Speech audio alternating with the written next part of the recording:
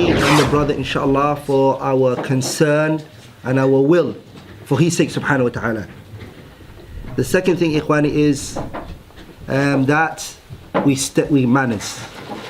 The adab, the akhlaq is looked at. Allah subhanahu wa ta'ala, He said in the Quran, فَبِمَا رَحْمَةٍ مِّنَ اللَّهِ لِنْتَ لَهُمْ وَلَوْ كُنْتَ فَضًّا غَلِيظَ الْقَلْبِ لَانْفَضُّوا مِنْ حَوْلِكَ فَاعْفُ عَنْهُمْ وَاسْتَغْفِرْ لَهُمْ وَشَاوِرْهُمْ فِي الْأَمْرِ فَإِذَا عَزَمْتَ فَتَوَكَّلْ عَلَى اللَّهِ. Manners, akhlaq. وَإِنَّكَ لَعَلَى خُلُقٍ عَظِيمٍ. High character. Also the Prophet ﷺ, he said, بُعِثْتُ لِأُتَمِّمَ مَكَارِمَ الْأَخْلَاقِ. I was brought to complete the good manners. So I would hate to see anyone talk over the brother speaking, and I would hate to see anyone say anything rude or not called for.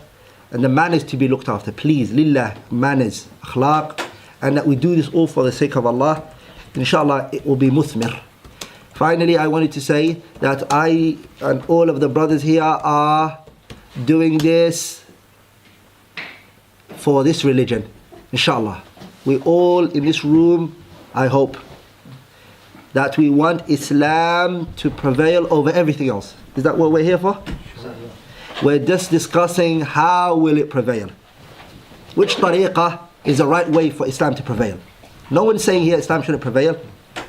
And no one's saying Islam, we don't want it to prevail. We want, is each and every one of us taking the right path for Islam to prevail? Isn't that discussion? That's the discussion. Am I taking the right way for Islam to prevail? And the brother, is he taking the right way for Islam to prevail? That's my discussion. And inshallah, I hope the brother can explain it before the debate or this discussion starts, inshallah. And honestly, I'm here as a student. I have my pen, you can see.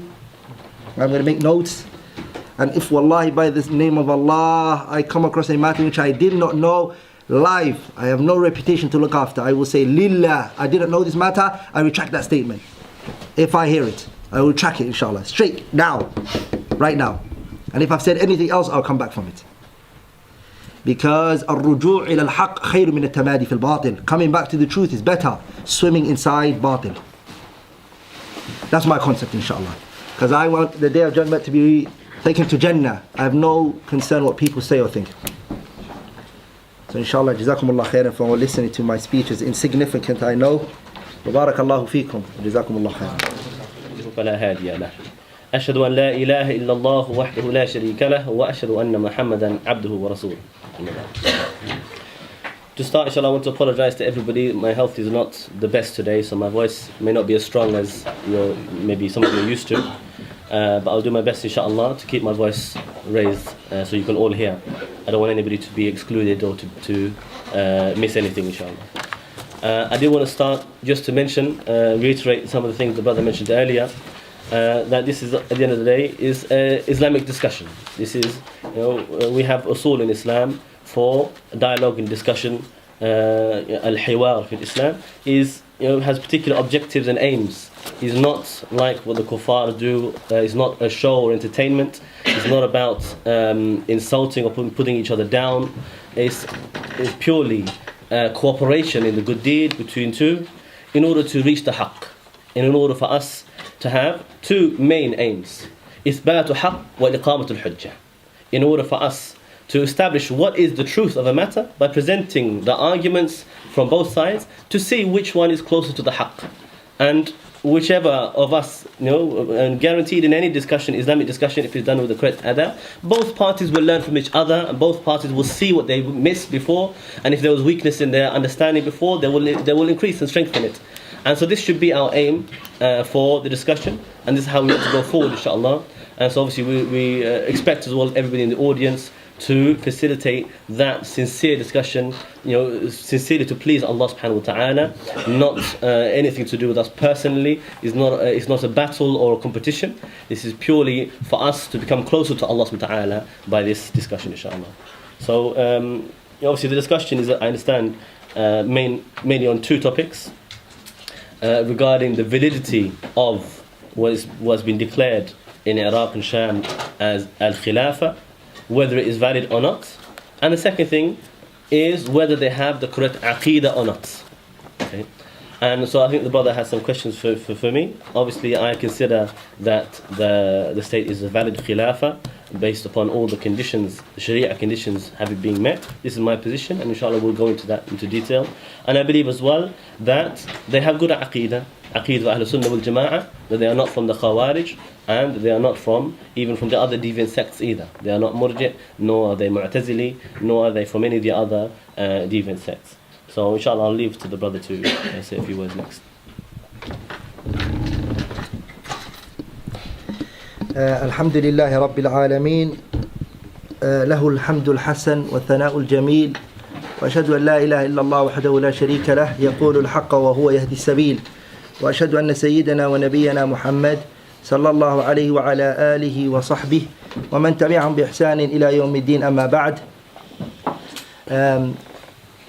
My inshallah questions that I have, and before I start I want to say inshallah is the matter pertaining to al-khilafah is not a matter I'm against, la shak. And I believe anyone who goes against the concept of khilafah leaves the fold of Islam. And the ijma' of the ummah is mun'aqid. We have the consent of the ulama and we have the ummah unanimously in agreement in regards to the khilafah having to be established. Al-Qadi Iyad, Al-Mawardi, Shaykh al-Islam ibn Taymiyyah, Imam al-Qurtubi rahimahullah, Abu Abdullah al-Qurtubi.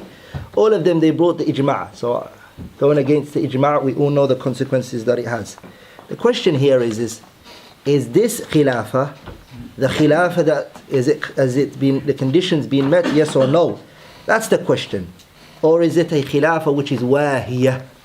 Meaning it has no basis, it's just made up. Or is it a khilafah that exists? That's my question. So before I go into the question, I just wanted to say one thing, inshallah, which is for a khilafah to be established is that the ummah islamiyah, khilafah means that the Muslims around the whole globe, there is power that has taken over them. This is called the khilafah. As for taking over a little land, that's called wilayah. That's what the other governments in the world, in Saudi or Jordan or here or there have. Like to take over a qut' min aqtar al-ard, a little place in the land, and say I have established khilafah around the whole Muslim world. You haven't got saytarah. You haven't got the control over the Muslim world. And I just wanted to say, Shaykh al-Islam ibn Taymiyyah rahimahullah spoke about this issue. He said, before him said, Abu Ya'la al-Musili rahimahullah, he said in his kitab Ahkam al-Sultaniyah, لا تنعقد khilafah will not occur إلا بجمهور أهل الحل والعقد, unless the majority of أهل الحل والعقد give it. Shaykh al-Islam ibn Taymiyyah said in his Minhaj al-Sunnah al-Nabawiyyah rahimahullah in the first volume, page 526, he said rahimahullah, ليس هذا قول أئمة السنة. This is not the speech of أئمة أهل السنة. It isn't. وإن كان بعض أهل الكلام, even though some of the people of the kalam said this, إن الإمامة, that the imamah تنعقد, it will happen ببيعة أربعة. 4 people can do it. كما قال بعضهم, as some of them said, تنعقد ببيعة اثنين. Some said 2 will happen. وقال بعضهم, some of them said تنعقد ببيعة واحد. 1 person can do it. فليست هذه أقاويل أئمة السنة. This is not the speech of أئمة السنة. It isn't. بل الإمامة, rather the imamah, عندهم towards أهل السنة تثبت بموافقة أهل الشوكة عليها. ولا يصير الرجل إماما, a man will not be an imam حتى يوافق أهل الشوكة عليها, until the أهل الحل والعقد agree, حتى يوافقه, until they agree with him on this issue. الذي يحصل بطاعتهم له مقصود الإمامة. Because the issue of khilafah is that he has power, and the power can't happen if he has it in a small little place, in a little land. It has to happen from the majority of the Muslim أهل الحل والعقد. No one from the Tariq has ever claimed khilafah. Look at the Ottoman Empire, Dawlat al-Uthmaniyah. They claimed khilafah after they took over a lot of land. They said we have khilafah now. The first people who said we have khilafah, or they claimed khilafah, are 2 groups of people who always say it when they haven't established khilafah, are the Khawarij and the people who claimed the Mahdiyyah, were Mahdis. And the Mahdis will give me bay'ah, or the Khawarij. So, has ISIS got the muwafaqah, the agreement of the Jumhur? That's my first question, inshallah. Okay. There's a couple of points, inshallah, we need to raise in relation to the brother's comments on the question. The question is, has this dawla got the agreement of all the Muslims, or the majority of the Muslims, in terms of what he mentioned of Ahl al-Hali wal-Aqd, or Ahl al-Shawka, the people of power, the people of authority, the people of influence. And he mentioned that it requires to have territory of the majority of the globe, or all of the Muslims in the world globally, to have control over them. Here we need to make a couple of points, inshallah, in terms of the Sharia and Usul, so that we can refer back at the end of the day to Quran and Sunnah. Because we know the principle in the Sharia, لا تثبت القاعدة إلا بدليل من الكتاب والسنة. That no principle can be established except with an evidence from the Quran and the Sunnah. And we know from the hadith of Rasulullah in Sahih Muslim, ما من شرط ليس في كتاب الله فهو باطل. Anything in a condition, or any condition that is not from the book, or meaning from the Quran and Sunnah, from the revelation, it is invalid and it is batil.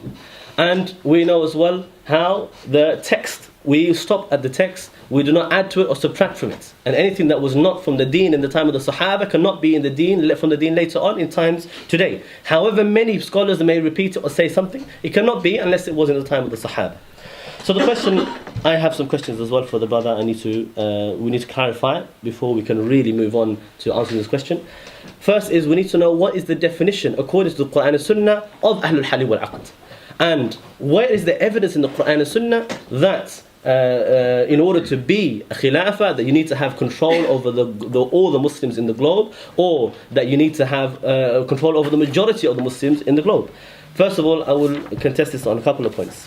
The Prophet ﷺ, he is for us uswa hasana, the example to follow. And Abu Bakr as-Siddiq, he was Khalifa to Rasulullah, he was the one who succeeded the Prophet ﷺ in his bay'ah that was given to him by the Ansar. And that is what is being transferred from Khalifa to Khalifa, one after the other. And the Prophet ﷺ, he took control of Yathrib, only Yathrib. While there were Muslims living in Abyssinia, he had no control over them. He had Muslims living in Mecca, he had no control over them and no protection for them. Even Allah Ta'ala revealed the ayah, وَمَا لَكُمْ لَا تُقَاتِلُونَ فِي سَبِيلِ اللَّهِ وَالْمُسْتَضْعَفِينَ مِنَ الرِّجَالِ وَالنِّسَاءِ وَالْوِلْدَانِ. Now, what was the matter with you that you do not fight for the sake of Allah and the oppressed men, women and children? Meaning what? In those in Mecca.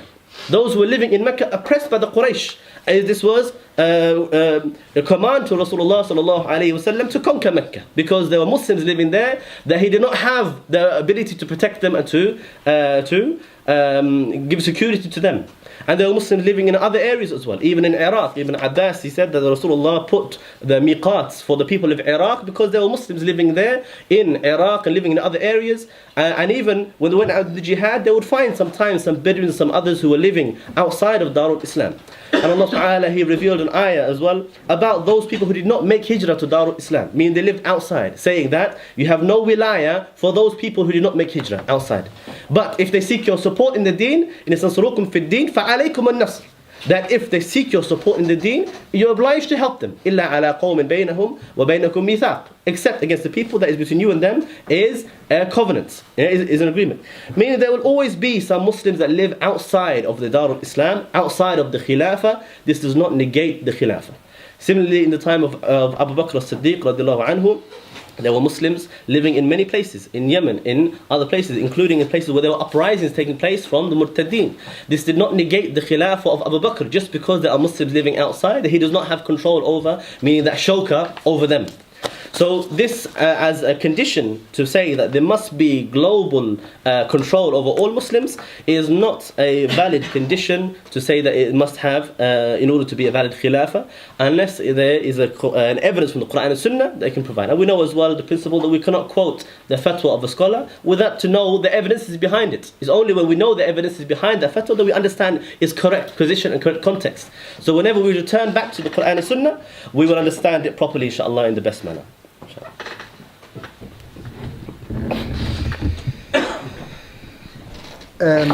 I think 3 points I can answer, inshallah, bidnillah al-kareem. The first thing is the brother, may Allah bless him, he mentioned the khilafah Abu Bakr. Awalan, we have to understand when we're using a dalil, two things are required, as Shaykh al-Islam ibn Taymiyyah said. It has to be bahth muhaqqaq and nas musaddaq. Don't use a weak narration, one. And if you bring the narration and it's authentic, make sure you extract the ruling correctly. First of all, Abu Bakr's khilafah. was his khilafah nas from the Quran and Sunnah, yes or no? Was Abu Bakr's khilafah a nas from the Kitab and Sunnah? This could be argued, it could be disputed. I believe that Rasulullah sallallahu alaihi wasallam indicated, without to name him, but indicated that he wanted Abu Bakr to lead. But they had shura and they discussed even other people, and there was no question that even Abu Bakr was willing to accept somebody else's khalifa. But everybody agreed that he was the best for that position. This is what I believe. So Abu Bakr's khilafah cannot be used as a dalil. First of all, Allah mentioned him in the Quran that his khilafah is next after the Prophet. Allah mentioned it. قال الله تعالى, Allah said, سبحانه وتعالى إياك نعبد وإياك نستعين اهدنا الصراط المستقيم صراط الذين أنعمت عليهم صراط الذين أنعمت عليهم. Sheikh Muhammad al-Amin al-Shaqiqi said what? أنعمت عليهم. Go Surah Maryam. أولئك الذين أنعم الله عليهم من النبيين والصديقين. Abu Bakr was from the first of the Siddiqeen. So Abu Bakr has a nas from the Quran that he's after the Prophet. The Prophet said to the old woman who came to him, when I die, she said, if I don't find you, who should I go to? Go to Abu Bakr. The Messenger sallallahu alaihi wasallam, he said, Ya Aisha, let Abu Bakr take the khilafah, let Abu Bakr lead the salah. Let Abu Bakr lead the salah. فَلْيَؤُمَّ الْقَوْمِ فَلْيُصَلِّي بِالنَّاسِ أَبَا بَكْرٍ. Let Abu Bakr lead the people. So Abu Bakr's issue is a nas. That's the first point. The second point we need to understand that the brother has to look into is, which is Abu Bakr radiyallahu ta'ala anhu's khilafah was accepted by the Jumhur. The only person who opposed him was Sa'ad ibn Ubadah, who was sitting in the gathering. The rest, they accepted him. The people who were sitting there, all gave him the bay'ah. If you go to the riwayah, it said, بايعه الأنصار والمهاجرين. If you look at the Arabic language, you will learn that the al is jins, which shows what? All the muhajirin and ansar opened their hands for him. Abu Bakr, Umar gave it, and they all allowed in great numbers. The only person who was willing to take that position in Bani Saqifa was Sa'ad ibn Ubadah. Hey, so this point of Abu Bakr, the second point is, and I want the brother to answer, is Ibn Taymiyyah, as Ibn Daqiq al-Eid rahimahullah said, Ibn Taymiyyah ma ra'a ahadun mithlahu. No one saw like Ibn Taymiyyah in terms of understanding the aqwal of the Salaf and their belief. وَلَا أَرَى Ibn Taymiyyah mithlahu. And Ibn Taymiyyah never saw anyone like him. So Ibn Taymiyyah was an alim in the mawaqif of the Sahabas and the Tabi'in. And clearly Ibn Taymiyyah said this is not the belief of Ahlul Sunnati wal Jama'ah. Ibn Taymiyyah clearly said that regarding that matter. So Abu Bakr's matter is not. As for the Prophet sallallahu alaihi wasallam, the Prophet sallallahu alaihi wasallam, Sahabas who were in Habasha, they gave him bay'ah before they left him. Before they left him, they gave him bay'ah in advance. And every Sahaba, even the ones that were in Mecca, gave him bay'ah. So he had bay'ah on from all of them. Thaniyan, the Messenger sallallahu alaihi wasallam, he was the messenger of Allah. That goes above khilafah. He is the messenger of Allah. And then what do we say here? This mas'ala, the way the ruling is extracted is ba'id. The 3 points that the brother brought, Abu Bakr's issue, there's a nas on it, and all the Jumhur gave it to him. ISIS, the majority of people don't give them the bay'ah. Minority are the ones who give them bay'ah. How can they claim khilafah when they've only got a small little land, majority of it is a desert, and then say we have khilafah, and the majority of the lands are not even in their hands? That's the question I put to them. I apologize, brother, inshallah, but I need to repeat my question because you didn't answer the actual question I asked. Number one, I need to know your definition of Ahlul Hali wal Aqd, because it's my position that Ahlul Hali wal Aqd gave bay'ah. This is as far as I'm concerned. The second is the evidence from the Quran and Sunnah that there must be control over Muslims globally in order for it to be valid khilafah, because there is no evidence for this condition in the first place. The other thing is, when we talk about even Rasulullah sallallahu alaihi wasallam and his authority and Abu Bakr as-Siddiq, even if we say that it was by nas, then it doesn't change the fact that a khilafah cannot be valid if this is shart mulzim, if it's a binding condition that you must have control over all Muslims. Then you cannot also claim that these are all valid khilafah, unless you say that there's an exception to the rule. If you're saying there's an exception to the rule because they were named, okay, I understand. But you still need to give an evidence to say why do they need to have control over all Muslims globally, because that never happened in any case of the khulafa ar-Rashideen. There was always, whether Umar or Uthman or Ali, there was always Muslims living outside of Dar al-Islam, and this happened in the time of Rasulullah and others. Now on the issue of the bay'ah, or those who gave bay'ah to Rasulullah before they went to Hijrah, the bay'ah is different types, and we must appreciate this and understand this.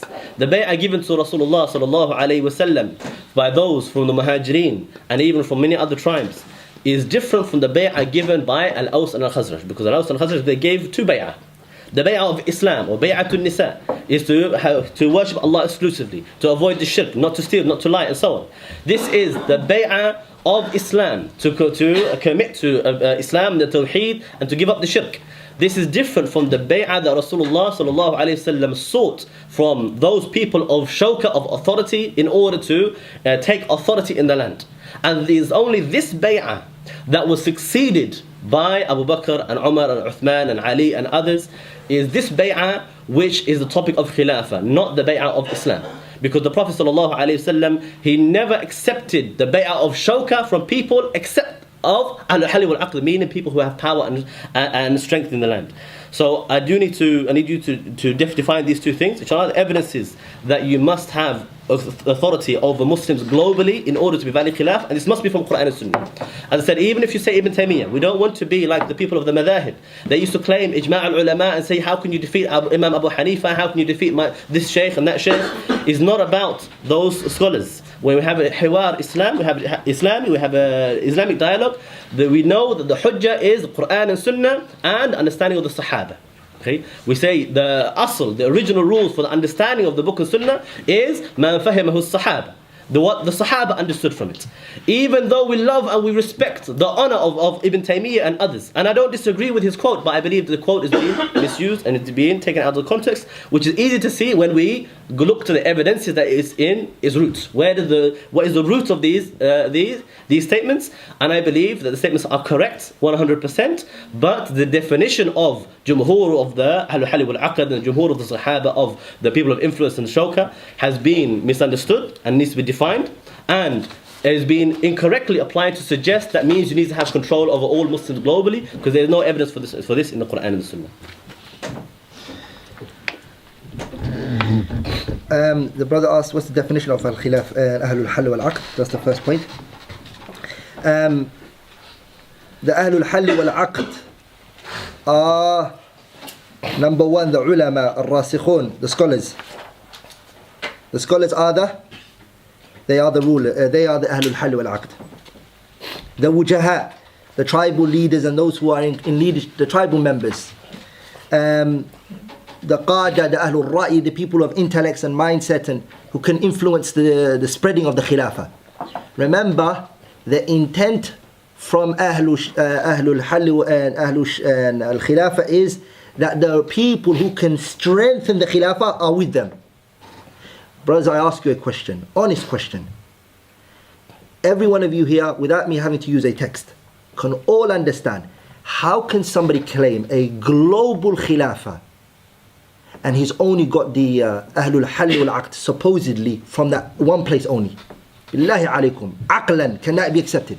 Before the naql, I'm claiming that I have khilafah over the whole Muslim world, and they all have to come to me and give me bay'ah, but I have no control over their country. I can't even stop one woman that's been raped in Somalia, for instance, or in Pakistan or Bangladesh. I can't do anything for them, but Pakistan has to come to me and give me bay'ah. How's that khilafah? Khilafah takes over the Muslim world, controls their land.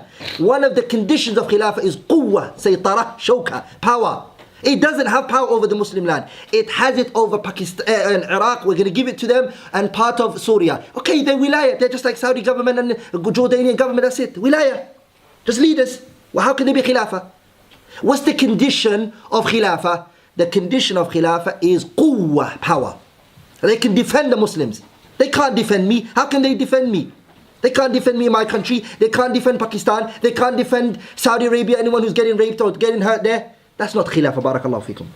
لا يقوله أي أحد أي عاقل, anyone who has a mindset will agree that that can't be a khilafah.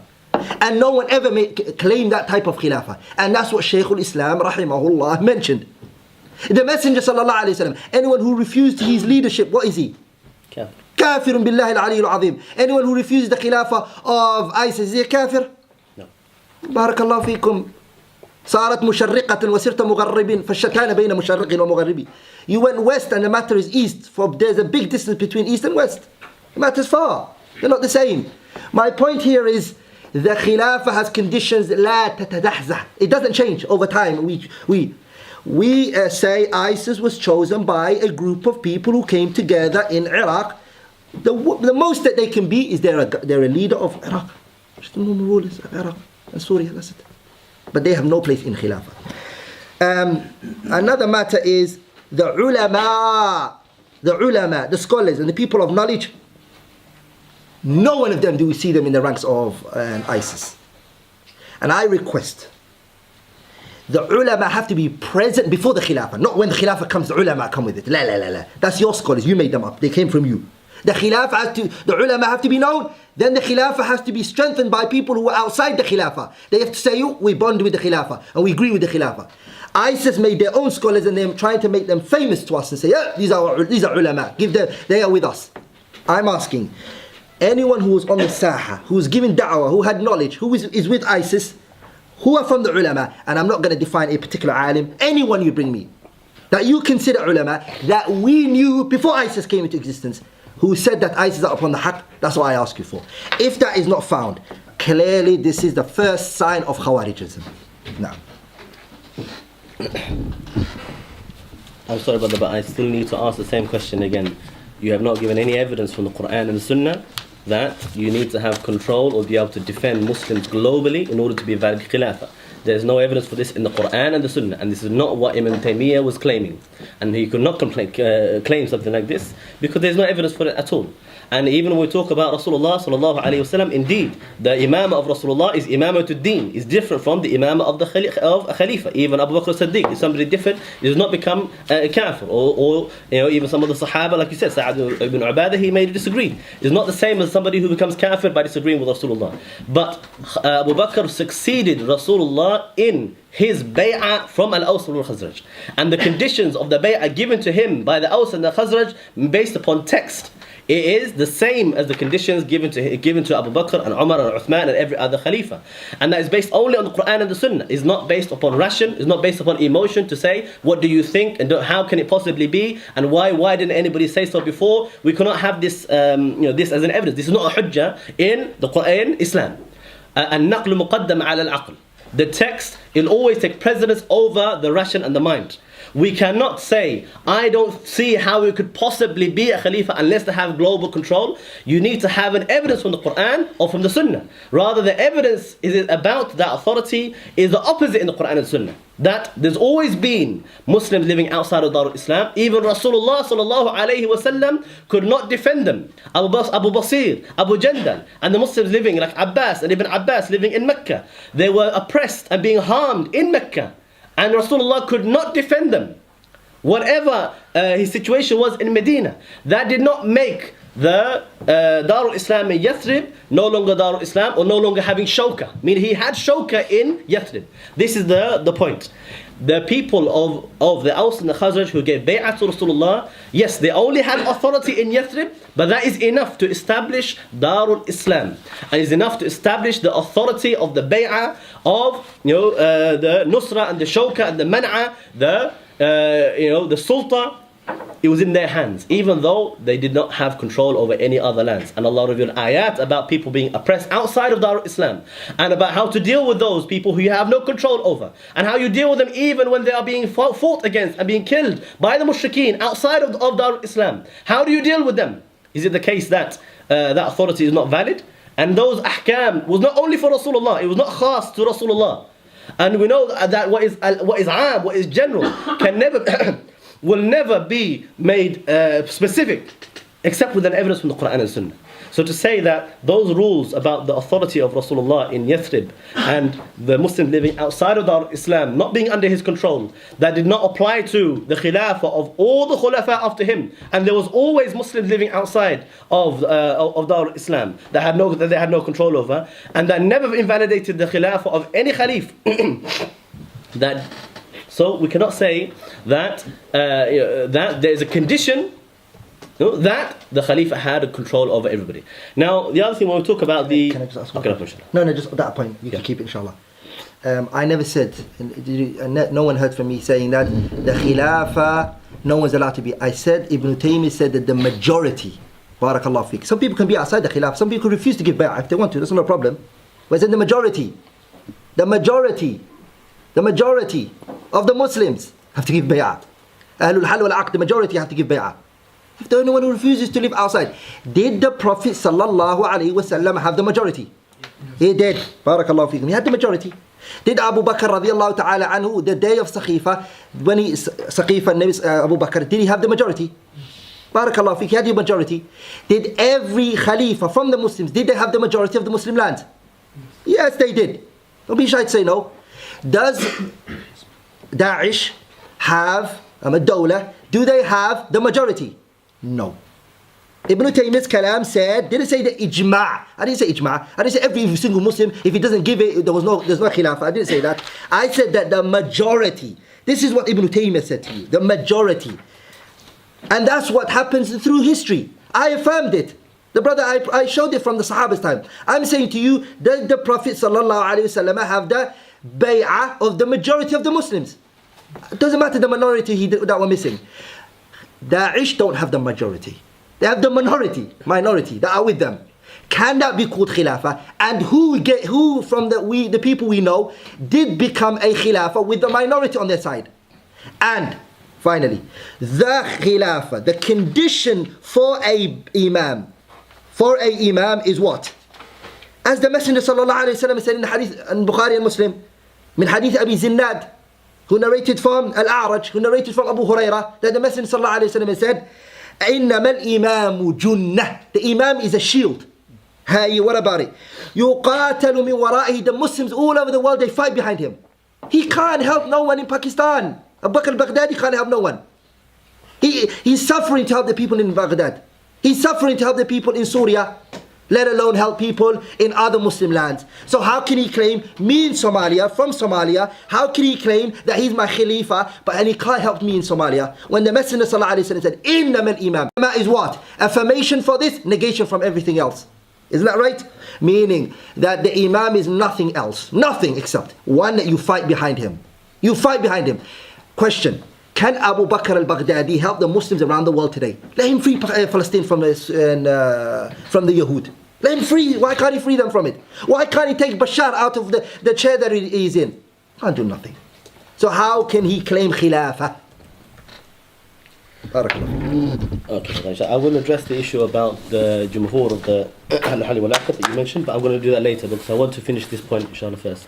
I was addressing your previous comment that in order to be a Khalifa, the condition, he must have control over all the Muslims globally. And he must be able to protect them all. Is the evidence you're suggesting is only this one here about the Khalifa is a Junnah, a shield? Is that the evidence you're suggesting, or is there any other evidence? There's many more, but this is one of it. If you can provide those evidences, inshallah, so we can progress on this, because this is the question that I'm refuting, and I'm saying actually no, that there's always been Muslims being killed, being harmed outside of the Khilafah, and that never invalidated any Khalifa. Was it a lot or was it more? What's that? I understand. The harming that was happening to the Muslims, the number, was it more outside or were more protected from the Prophet ﷺ? The Muslims in total? The majority were there with the Prophet ﷺ. Yes, absolutely. In the time of the ones that were getting harmed, were they literally in number? Yes. Okay. Compared to the people in Dar al-Islam, yes. Naam. Today, is that the same? No. So how can you claim? Because there is no Dar al-Islam except for this one. I'm saying to you, the Prophet ﷺ's Khilafah, he protected the majority of But Muslims. this is not an evidence for condition. You cannot have condition just based upon this. You know, we say. Of course, you said لقد كان لكم في رسول الله. We say العبرة بعموم اللفظ لا بخصوص السبب. We do not say just because the Prophet ﷺ in his time there was majority or minority, that does not make a condition unless you have text to say majority or minority is a condition. That's not what will لقد كان لكم في رسول الله أسوة حسنة. The Prophet is a good example. But he never said to anybody that this is a condition that the majority of the Muslims must be under the control of a Khalifa to be a Khalifa. He done it by his action. No, but he never simply made a condition. He made other things conditions, and that has evidence in the Quran and Sunnah. His actions are not evidence. His actions are evidence, but that's not condition. Many things are conditioned. Rasulullah sallallahu alaihi wasallam, he did many things in his khilafah that are not a condition of khilafah. What about Abu Bakr? Same thing, Abu Bakr. He did many things that does not make it a condition of the khilafah. What about Umar? Yeah, and Umar, Uthman, Ali, all of them, they had times where there was not protection. Uthman was killed in his own khilafah. He was the khalifa, yet he was killed. Does not negate his khilafah. No, when his khilafah was taken. Sorry? When his khilafah was given to him. Even, I believe, even at the time of his death, he was valid khalifa. He was never invalid khalifa. He was from the khulafa. He lost his power at the end. Like I'm talking about in Iqad al-Khilafah. Yes. Abu Bakr's khilafah. Did the majority give it to him? Yes, but where's evidence is the condition? Umar. No, hang on. We have two questions. One is whether the majority gave him bay'ah, and I'll discuss this. But I'm talking about now the evidence that you need to have control and ability to defend all Muslims globally. My evidence for that. outside of Darul Islam. My evidence for that. Yes. Is that what you're asking me? Yes. My evidence is the Prophet's action, Abu Bakr's action, Umar's action, Uthman's action, and Ali ibn Abi Give Talib. me specific evidence, inshallah, in different things. First of all, I gave you the hadith. إنما الإمام جنة يقاتل من Yes, I ورائها. understand. That is mandatory. A Khalifa has to have power. He has to have power over the people in order to claim khilafah. True or false? I agree, akhi, but I'm talking about now here. Does Abu Bakr globally al-Baghdadi or just in Darul Islam? This is the question. Does he need to have control, shawka in the land of Darul Islam or over all Muslims globally? If he doesn't have shawka and man'a for all Muslims globally, can he still be khalifa? No, he can't. Give me evidence for this. The reason why he can't is because he has to have ability over me. Evidence, give me an evidence, inshallah. That he has to have that for me. The hadith, the Messenger sallallahu alaihi wasallam said, Imam is nothing except the one you can fight behind him. He protects you. Look, I'm going to quote the scholars what they said regarding this. Hafiz al-Nawawi rahimahullah, in regards to the ayah, he said, al-imamu junnah. The imam is a shield, a sitr. He's a curtain. لا لأنه يمنع العدو من أذى المسلمين. He can protect the Muslims from the harm of the enemies. ويمنع الناس بعضهم من بعض. And he can protect the people one another from another. We can't rob each other. Abu Bakr al-Baghdadi cannot whatsoever help the enemies of harming Muslims in Palestine. The Yehud, 60 years, 50 years, knocking the Muslims, bloodshed. Why can he not free Baytul Maqdis? Qiblat al-Thalithati, the third Qibla. 1. And harm them, take the Muslims. ويحمي بيضة الإسلام. And take the harm of the Muslims that they're suffering. He can't. So, he can't claim that he has khilafah over Bayt al-Maqdis. He can't claim that he's got khilafah over Somalia. He can't claim that he's got khilafah over Pakistan. He can't claim he's got khilafah over Baghdad. So, if he doesn't have it over the global Muslim land and he can't protect them, then he's not a khalifa for them. He is a wali, waliyu amr. He's a leader of Baghdad, Iraq, and where he rules, and wherever's from Syria he rules. He's like the rulers of today's who have a little qutr min aqtar al-ard. That's all he is. He's not a khalifa. A khalifa has to have power over the whole world. All of the khulafa we've ever seen, they have power over everywhere. No one can refuse them. That is my point. You have now said no, khilafah can happen. Now you have to affirm it, that it can happen, because we've never seen any khilafah that has ever been affirmed in a little particular place, a little land, a couple of million, thousands of people gave bay'ah to him and he became a khalifa like that. We've never seen that. So you're now saying that it can happen. Hey, where in the dalil look? Where's your dalil for this? Okay, inshallah. So obviously we can talk about now the khalifa or khilafah that existed where they could not protect people outside of Darul Islam, and it was a valid khilafah. Andalus was taken a long time ago. Was every khilafah that existed after the occupation of Andalus invalid because they could not protect Andalus? India was taken a long time ago. Is every khilafah that existed while during the occupation of the khilafah invalid? Even in the time of Abu Bakr as-Siddiq, many of the tribes and the places that used to be Darul Islam, they revolted and rebelled. And many Muslims were living there oppressed. In Banu Hanifa, they killed and they tortured many Muslims who rejected Musaylimah. And yet the Khalif could not protect them, they were killed. And even we have Aswad al-Ansi and the others in the time of Abu Bakr and Umar and Uthman, they were Muslims living outside of Darul Islam. And even the verse of the Quran, Allah Ta'ala says, إِنَّ الَّذِينَ آمَنُوا وَهَاجَرُوا وَجَاهَدُوا بِأَمْوَالِهِمْ وَأَنفُسِهِمْ فِي سَبِيلِ اللَّهِ وَالَّذِينَ آوَوا وَنَصَرُوا أُولَٰئِكَ بَعْضُهُمْ أَوْلِيَاءُ بَعْضٍ وَالَّذِينَ آمَنُوا وَلَمْ يُهَاجِرُوا مَا لَكُم مِّن وِلَايَاتِهِم مِّن شَيْءٍ. Allah Ta'ala says, ما لكم من ولايتهم شيء. نعم. ولاياتهم becomes plural. من ولايتهم شيء. نعم. تفضل. So the question is, those people who believe but they did not make hijrah, I mean they did not live in Darul Islam, the Khalifa has no duty towards them, has no duty towards them until they make hijrah. And he said, even if they seek your help, you should give them help, except against people who you have a covenant. So if there are people you have a covenant with them, Shaykhuna, are they majority or minority? doesn't matter. You need to give me evidence. You need to give evidence that majority or minority makes a difference. You cannot just say that this was the circumstance. Shaykhuna, barakallah feek. Yeah. Shaykhuna, you're using a dalil that it's not. I'm saying to you, all of these evidences. No, but because you said to me that he needs to have control and man'a for all Muslims globally. That if he cannot defend somebody in Somalia, that means he cannot be a khilafah. This needs an evidence. And there could be a situation where many places have been occupied, and many places have been occupied in the past. Even Bayt al-Maqdis has been occupied in the past, and for many years they couldn't release it. Even they had the majority of the Muslim lands. Even if they had the majority of the Muslim lands, but listen, you cannot just say because they had it, that means it's the condition of the Khilafah. Abu Bakr as-Siddiq, he had Sahaba as his as his ministers. okay. But you cannot say to have a Sahabi as a minister is a condition of khilafah. Okay, just right. because of the sabab. Okay, all of you here, give me bay'ah. I'm the Khalifa. Hey, what's the difference between me and Because Abu you have Bakr? no shawka. This is another question we'll talk about later on, inshallah. The evidence of the shawka. We have many people, I agree, there are many people who claim to have khilafah that were not khalifa. I don't want bay'ah. Abu Hammam, yeah, of course. Abu Hammam, Abu Isa, he claimed to be khalifa. We never accepted that from him. Even the Taliban, though some people they said they have khalifa, I don't believe in valid khilafah. Even the other people from the Shabab or from Islamic courts, they never claimed to be khilafah, but they had some authority. We never said that they're khalifa because the difference is they did not have shawka. But we need to know what is the definition of shawka. We cannot say the definition of shawka is you must have authority over the whole earth of all Muslims globally, because there's no evidence for this in the Quran. I never said the whole earth. I said that the majority of the Muslim land has to be in your qabda. So and you can control this them. needs evidence from the Quran and Sunnah, because you cannot just say it just because in the time of Rasulullah this was the case. I gave you an ayah. I gave you hadith.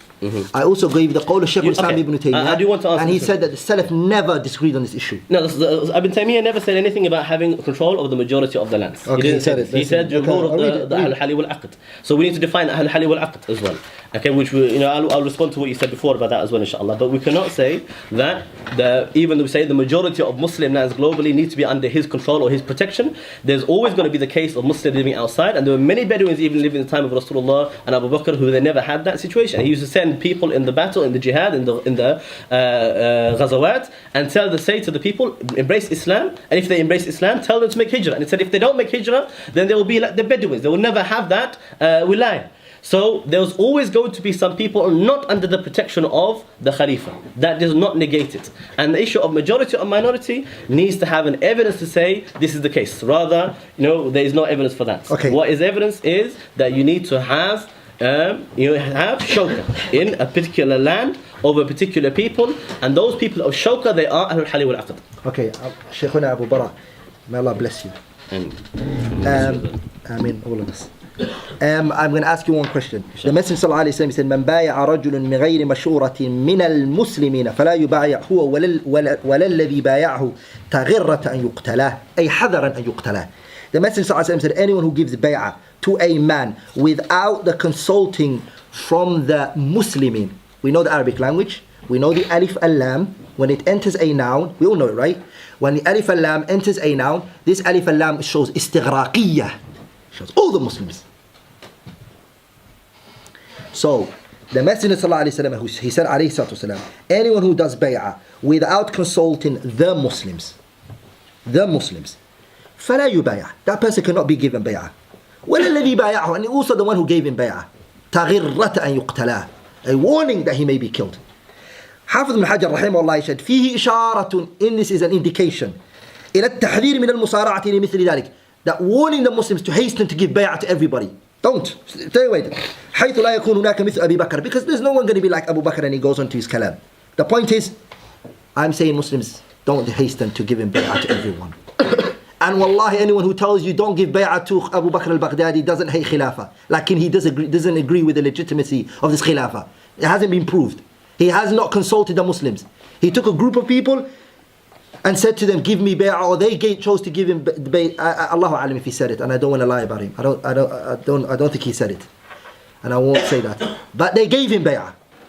They gave him bay'ah. This doesn't make us think he's got bay'ah at all. He's nothing different to the guy who said, give me bay'ah in Salah. For me, they're both the same. They both got a group of people and said, give me bay'ah. Do not let it deceive you, the speeches which are eloquent and the things that we love. Wallah, we love khilafah. Uqsimu billah, we love khilafah. But we need the dalil and the burhan, evidence that this is khilafah. Something that hasn't been done through the Abu Bakr Bara has admitted, through the day the Messenger ﷺ came. Ila yawmuna hadha, we've never seen a khilafah that has not had the majority of the Muslim land. The last khilafah was what? Who was the last khilafah? Did it have the majority of the Muslim land? When they started to lose the majority of Muslim land, the Khilafah went what? They lost the title. Straight away, they lost the title. And I advise all of you to read the Risala written by Sheikh Mahmoud Shakir. He wrote a Risala regarding the Ottoman Empire, how they were losing their empire. Ahmed Shakir's brother. When they lost half of the Muslim land, the Muslims started not referring to them to the Khilafah. Naam. Okay, but we need to move on a little bit, inshallah, from this point. But I will just point out one thing. Imam Mawardi in Ahkam Sultaniyah, he said that some people, they claim that you need to have the bay'ah from the influential people from every land and every place of the Muslims. And he said this is rejected. He said because of the evidence from the bay'ah given to all of the Sahaba was only from a small group of them, and as long as that bay'ah was given, and then they had from that the acceptance of the people in Dar al-Islam mean to have dhuhur al-ta'a, then it is a valid khilafah. There's never been a question of you must have authority over the whole global Muslim world. Or even the majority of those lands. Even the question of what is Muslim lands. This is not Sharia term. This is not a Sharia term to say we have something called Muslim lands. There's Dar al-Islam, there's Dar al-Kufr. We don't have, when we talk about Diyar al-Muslimin, yes, within Dar al-Kufr you can have Diyar al-Muslimin, but they've never been under the authority of the Khalifa in any time. Rather Dar al-Islam is where the Muslims have authority and Islam is implemented according to the definition of all of the ulama of the Salaf. So, can I just add one thing to it? Sorry, Akhim, did I interrupt you? Go ahead, inshallah. Abu Bara, sorry. Yes, Sheikh. No. Did I interrupt you? Don't worry, Sheikh, carry on. It's fine. No, I didn't. No, come. Yeah. And I remembered, Imam Ahmad rahimahullah said this as well. Imam Ahmad rahimahullah said, "Man wali al-khilafah, anyone who takes over the khilafah, فَأَجْمَعَ عَلَيْهِ النَّاسُ, and the people unanimously agree upon him. وَرَضُوا بِهِ, and they are pleased with him. وَمَنْ غَلَبَهُمْ بِالسَّيْفِ, anyone who takes over them with force, power, حَتَّى صَارَ خَلِيفَةً, until he becomes a khalifa. وَسُمِّيَ أَمِيرَ الْمُؤْمِنِينَ, and the Muslims refer to him as Amir al-Mu'minin. فَدَفْعُ الصَّدَقَاتِ إِلَيْهِ جائز. To give the charity to him is permissible. بَرًّا كَانَ أَوْ فَاجِرًا. Imam Ahmad said, Ijma' rahimahullah. Ishaq ibn Mansur, he has Masail Imam Ahmad, 2 volumes, it's been published by Darul Raya, they published it, which is his student. He asked him questions, which he said, Imam Ahmad was asked, rahimahullah, what does it mean, the hadith, man mat, anyone who dies, وَلَيْسَ لَهُ إِمَامٌ, and he has no imam, he died the death of jahiliyyah. Imam Muhammad, what does this mean? Imam Ahmad said, معناه, it means, تدري ما الإمام? He said, well, do you know what an imam is? He said, الإمام, the imam is الذي يجمع عليه المسلمون. It is the person that the Muslims agree upon. كلهم, all of them. And they say, هذا إمام, this is the imam. فهذا معناه. That's what's meant by an imam. This is the qawl of who? Imam Ahmad. And أخونا Abu Bara, Al-Imam al-Mawardi, he's from Ahlul Kalam, first of all. He's an Ash'ariyun Quh. Mawardi is from Ahlul Batil, Ahlul Bid'ah. He's from the Asha'ira, he's from the Mutakallimin. And for us to leave Ibn Taymiyyah alone and say we're not going to take Ibn Taymiyyah, we're going to take Mawardi, wallahi fihi nadar. And also Imam Ibn Taymiyyah rahimahullah didn't disagree that some of the people said this, and he referred to them as Ahlul Kalam, because Mawardi is from Ahlul Kalam and he's from the Shafi'iyah. He has a book called Adab al-Dunya wa Deen. He puts the intellects before the text. He puts the intellects before the text. Rather, Imam al-Mawardi believes in Ahkam al-Sultaniyah that the Khilafah is established by way of intellects, not by way of Shara. Na'am, wallahu a'lam. Okay, inshallah. So a couple of points on this, inshallah, just a point. Obviously, you did say before that you don't need to have ijma', but now you suggested that there must be ijma' of all the Muslims? No, I'm not saying, I'm just quoting Imam Ahmad. Okay, that's fine. So you're not suggesting that they need to have ijma' all Muslims on the Khalifa? I'm just saying that two views Ahlul Sunnah have said is either ijma' ijma' or either al-Jumhur. We have no other qawl. Okay. And the Jumhur of Ahlul Hali wal Aqd, as far as I'm concerned. Okay, now what you've said so far in terms of the evidences, you're quoting wherever we mention Al-Muslimin or Al-Muslimun, and you're suggesting that this means all of the Muslims, because in the Arabic language it means jins, so it must include all of them. Yes. And so this is your evidence. And so from this, inshallah, we need to make a couple of points. We know a principle in the usul that Jam'u al-Adilla, to combine the evidences, is better than leaving one of them. So whenever we have a case of having evidence here, linguistically we have derived all of the Muslims, but we know that that cannot be the case because there's always been differences about who should be the Khilafah in time of the Sahaba. And so that's something which is established, and even in the hadith of Rasulullah sallallahu alaihi wasallam, he said if the bay'ah had been given to one and then somebody gives bay'ah to another, then to kill the latter one. I mean, even though there's a group of people who rejected that first Khalifa, that did not negate the first Khalifa. So there's no way for us to conclude from just the word al-Muslimin that this must be all Muslims. So this cannot be used as evidence to say for all Muslims. Now I want to go on to Ahlul Hali wal Aqd. Who is Ahlul Hali wal Aqd? Ahlul Hali wal Aqd must be defined by the Sharia. And you mentioned over here before al-ulama, al-rasikhun fil ilm. You mentioned as well the people, the wujaha, the people of the tribes, the representatives of the tribes. And the third type you mentioned, as well? Ahlul Ra'yi. Ahlul Ra'yi, the people who are of expertise, who will be able to support the Khalifa. Now obviously this in fact is one thing which is not the, what we say, it's not a condition of Ahlul Hal wal Aqd to be from the ulama. Nor is a condition for them to be the chiefs of the tribes. From the Quran and Sunnah I'm talking about. Nor is it a condition for them to be the people of expertise. Because those to be conditioned, this is recommended and this is good and this is the best thing. And naturally they will be the ulama. Because Ahlul Hal wal Aqd are Ahlul Shawka. They're the people of power, people of authority. They're people of man'a. They're the ones who defend the borders and protect the Muslims. And they're the ones who, they manage the affairs of the people. The mujtama', the society, is the continuous transactions of the people managed by a single authority. That single authority that manages the affairs, that you have the hur al-ta'a, the people obey them, people respond to their decision. When they make a decision, the people accept it. And they are the ones providing the security from all sides. These conditions that I'm putting down are based upon evidence from the Quran and Sunnah. We can go through them inshallah if you disagree. But these are the conditions. But naturally, that will be the ulama. Because Allah Ta'ala says, يَا أَيُّهَا الَّذِينَ آمَنُوا أَطِيعُوا اللَّهَ وَأَطِيعُوا الرَّسُولَ وَأُولِي الْأَمْرِ مِنْكُمْ. Obey Allah and obey the Messenger and those in authority among you. Ulil Amr is agreed, is the ulama. Okay, and then the umara. So naturally, and because Allah Ta'ala said, فَاسْأَلُوا أَهْلَ الذِّكْرِ إِن كُنتُمْ لَا تَعْلَمُونَ. So who will the people of the shawka, he said, Allah said, ask the people of knowledge if you don't know. So who are the people of shawka, the people of power and influence, those people who control the security of the strength? Who will they refer to and obey more than the ulama if they are practicing Muslims? This is the question. So it's not a condition that there must be ulama, nor condition that all ulama are consulted first, but they are naturally going to be from Ahlul Hal wal Aqd. Rather, it is enough that there are the people in a state, in a province, who have that shawka, who can protect the borders from all sides and manage the affairs of the people as the only authority above them, not to have any outside influence or second authority managing the affairs instead of them. If they agree on a bay'ah to somebody, that is a valid khalifa according to the Quran and Sunnah. If there is an evidence that you need to have global ulama from the Quran and Sunnah, even though, as I said before, we can quote Ibn Taymiyyah. I didn't quote Imam Mawlidi before.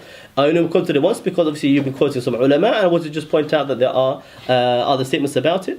I'm adamant, I don't want to go to those statements of the ulama only. We can mention them, but as long as we go back to the Quran and Sunnah that they base it upon.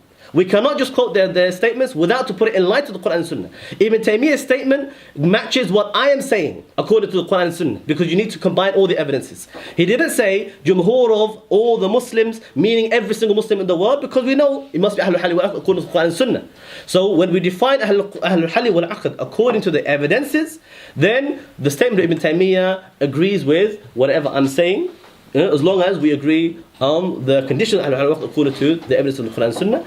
And I don't believe there's any evidence that that says that all ulama of the world, or the majority of the ulama of the world, or the majority of the Muslims in the world needs to be under their control or even agree. I don't believe this is the case from the angle of the Quran and Sunnah, not from the angle of ration or emotion. We need to look at it only from combining all the evidences. We know it cannot mean all Muslims, and you agree to that. Okay, even though some of the ulama said yes, if they all agree, if they all have ijma', of course this is going to be khalifa, valid. Okay, as long as they have shawka. Okay, even if they all agree but they have no shawka, it can never be a khalifa. Okay, the shawka is not just about the people agree and they like him. It's about authority. It's about power. It's about having the man'a to be able to protect them. And we can look to the evidences for that in detail, inshallah, if you disagree about that. And Abu Bara, I was going to ask you, you said that the ulama are not necessarily part of the Ahlul Hal wal Aqd. There's no condition to be from the ulama, to be from Ahlul Hal wal Aqd. Okay, Allah subhanahu wa ta'ala, He said in the Quran, وَإِذَا جَاءَهُمْ أَمْرٌ مِنَ الْأَمْنِ أَوِ الْخَوْفِ أَذَاعُوا بِهِ وَلَوْ رُدُّوهُ إِلَى الرَّسُولِ وَإِلَى أُولِي الْأَمْرِ مِنْهُمْ لَعَلِمَهُ الَّذِينَ يَسْتَنبِطُونَهُ مِنْهُمْ. If they were to bring the matter back to the scholars, they would have known the matters of good and matters of harm if they were to bring it back to the ulama. Now and I watched one of your videos, you said that the reason why the scholars are taken out is because no one listens to them. Am I right? Not exactly like that, but they lost the power of the people who won't refer back to them. Well, I can just say... I said that the particular ulama that are mentioning all this, they have no shawka, is what I said. So they cannot be from Ahlul Hal wal Aqd. Beautiful. Now my issue is here right now. The scholars were always not listened to. From the time of the Salaf. No one listened to the scholars, and the majority of people didn't. If you go to Kitab al-I'tisam, Imam al-Shatibi, rahimahullah, he brings a whole chapter where the Khawarij and all groups were always against the ulama. Hassan al-Basri, they said to him, we will listen to this Mawla, he was once a slave. We're going to listen to this guy, who is he? Hassan al-Muhammad ibn Sirin, and Ahmad ibn Hanbal, Ishaq ibn Rahuya, and Yahya ibn Ma'in, Yahya ibn Zuhail, all the Zuhali, they all lost the audience because the people are emotional. When the dalil is brought, it's far from emotions, they don't want to listen. Like right now what's happening, the khilafah has become, people would insult you, call you names, even threaten you, saying that you work for them, huh? You're on your payroll. La wallahi, we're not. But we're saying this is illegitimate, it's not right. But as Shaykh Osama ibn Taymiyyah said, يَعْتَقِدُونَ ثُمَّ يَسْتَدِلُّونَ فَيَضِلُّونَ. They believe in a concept first, prior to anything else. They have something in their mind. Then they start looking for other evidence. And anyone who opposes it, he's a misguided person, etc. The point here right now is the ulama have to become, the matter has to be brought back to them. لا يستقيم أمر إخواني. A matter will not stand unless there are people of knowledge who can say this is يجوز لا يجوز, يجوز لا يجوز, يجوز لا يجوز. And Allah said in the Quran, فاسألوا أهل الذكر إن كنتم لا تعلمون. Bring it back to the scholars. And أخونا Abu Bara, I'm advising him that if he disconnects the people from the ulama in regards to the Ahlul Halli wal Aqd, this to us is a trait of the Khawarij. Wallahi sifatun bariza. It's one of the unique characteristics of the Khawarij. They cut off from all the Sahabas. Never listen to them. Abdullah ibn Abbas came into their camp and said, look, I left the Muhajirin and Ansar. Not one of them are with you. When Abdullah ibn Abbas was walking from a far distance, one of the leaders of the Khawarij in the camp, what did he say? مَا ضَرَبُوهُ لَكَ إِلَّا جَدَلًا بَلْ هُمْ قَوْمٌ خَصِمُونَ. Don't debate with this man. This ayah came down on him. He's referred to Abdullah ibn Abbas. He is the man who came, this ayah came down on him. What does this ayah mean? مَا ضَرَبُوهُ لَكَ إِلَّا جَدَلًا. These people are very argumentative, Abdullah ibn Abbas and his people. I mean, he's referring to the ayah came down on Quraysh. So he's saying Abdullah ibn Abbas is from the Quraysh tribe. So Allah is referring to him. He's very argumentative. Don't argue with this man. He's going to give you mushkilah. The Sahabas were all cut off. Who were they with? No one. They refer to themselves as ulama. This is my alim, this is the scholar, this is the... And this is exactly the same thing of ISIS. They elected these people. We've never heard of ISIS as ulama until they came into existence. The ulama and them came together. Brothers, billahi alaykum, lillah, for the sake of Allah. Have sincerity today and listen to this point. The ulama have to be there before the ISIS comes into the picture. They are then to say, yes, you're right, we're with you. Every single person, we're saying he's got pressure on him, he can't talk, he's misguided, he's got this, he's got that. Ikhwan, hawa. This is desires. Wallahi, this is desires. Okay. Nah. Okay, there's a couple of things here, inshallah. Number one, in order for us to understand this issue, we need to understand not only the ahkam, but the waqi', the understanding, the reality properly. So the suggestion that there's no ulama at all in dawla, this is wrong and this is incorrect. Even if somebody's not heard of a particular scholar, does not mean he's not a scholar. Doesn't just because that he is not somebody as famous to him in his eyes, does not mean there are not ulama there are not people who have knowledge there. This is wrong for us to assume something like this. So as far as I'm concerned, of course there are ulama. What I mentioned before, that to be alim is not conditioned to be from Ahlul Halli wal Aqd. What's the evidence for this? In the Quran and the Sunnah. Of course, like I mentioned already, the natural Ahlul Halli wal Aqd is the ulama, because who were the people of Shawqa of the Muslims listen to except for the ulama? And obviously, there were always some Muslims who didn't indeed, but in general, especially in the time of the Sahaba, the ulama were listened to. That's why, in the later times, the ulama used to disagree with who was the Khalifa, meaning who should he be a Khalifa or not, but they accepted it because what? The people of Shawqa gave him bay'ah. In the time of Abu Bakr Siddiq, or even the time of Rasulullah, that bay'ah of the Ansar was given by people who were not from the ulama of the Sahaba. The Ansar were not from those early of the believers who were the fuqaha or the people of fatwa. Rather, even Rasulullah sallallahu alaihi wasallam met them and al-Aqaba, excluding the most knowledgeable of the Sahaba from the Muhajirin. Abu Bakr Siddiq, he did not consult only ulama when he was appointed. There were among them from the Ansar those who were not from the ulama. Even they did not even know that to be from Quraysh is one of the conditions of a Khalifa. Even from later times of the khilafah, the Ahlul Halli wal Aqd was not always from the ulama, but did not make it invalid. This is the question. I agree, it should be the ulama. But what makes somebody from Ahlul Halli wal Aqd is that they have shawqa. So if we say that the majority of the people of Ahlul Halli wal Aqd mean the people who have authority in a land. And that land does not need to be global or majority of Muslim lands or not. It needs to be Darul Islam. Means those people who have power in that Darul Islam, in one Dar, that they are the only authority that are controlling the lands. And I will give the evidence inshallah for this now from the Quran and the Sunnah. The Prophet ﷺ, he took many bay'ah and he rejected many bay'ah. The bay'ah of Islam is not the bay'ah of Shawka. When he was seeking the bay'ah of Nusra and Shawka and authority in the land, he went to many tribes. From the Banu Shayban, from the Banu Amir ibn Sa'sa'a, from them the Aus and the Khazraj, from the Banu Hamdan, and many others. Most of them they rejected. Banu Shayban was one of those that the Prophet ﷺ asked them regarding their fighting and their own ability to defend and their own authority. And they said they had authority. But when they said that we will defend you, let me double check this is the right one. It's Banu Amr al-Sa'sa and Banu Shayban. Sometimes get them mixed up, inshallah. Okay, okay. They asked him about defending against the Arabs or defending against the Persians.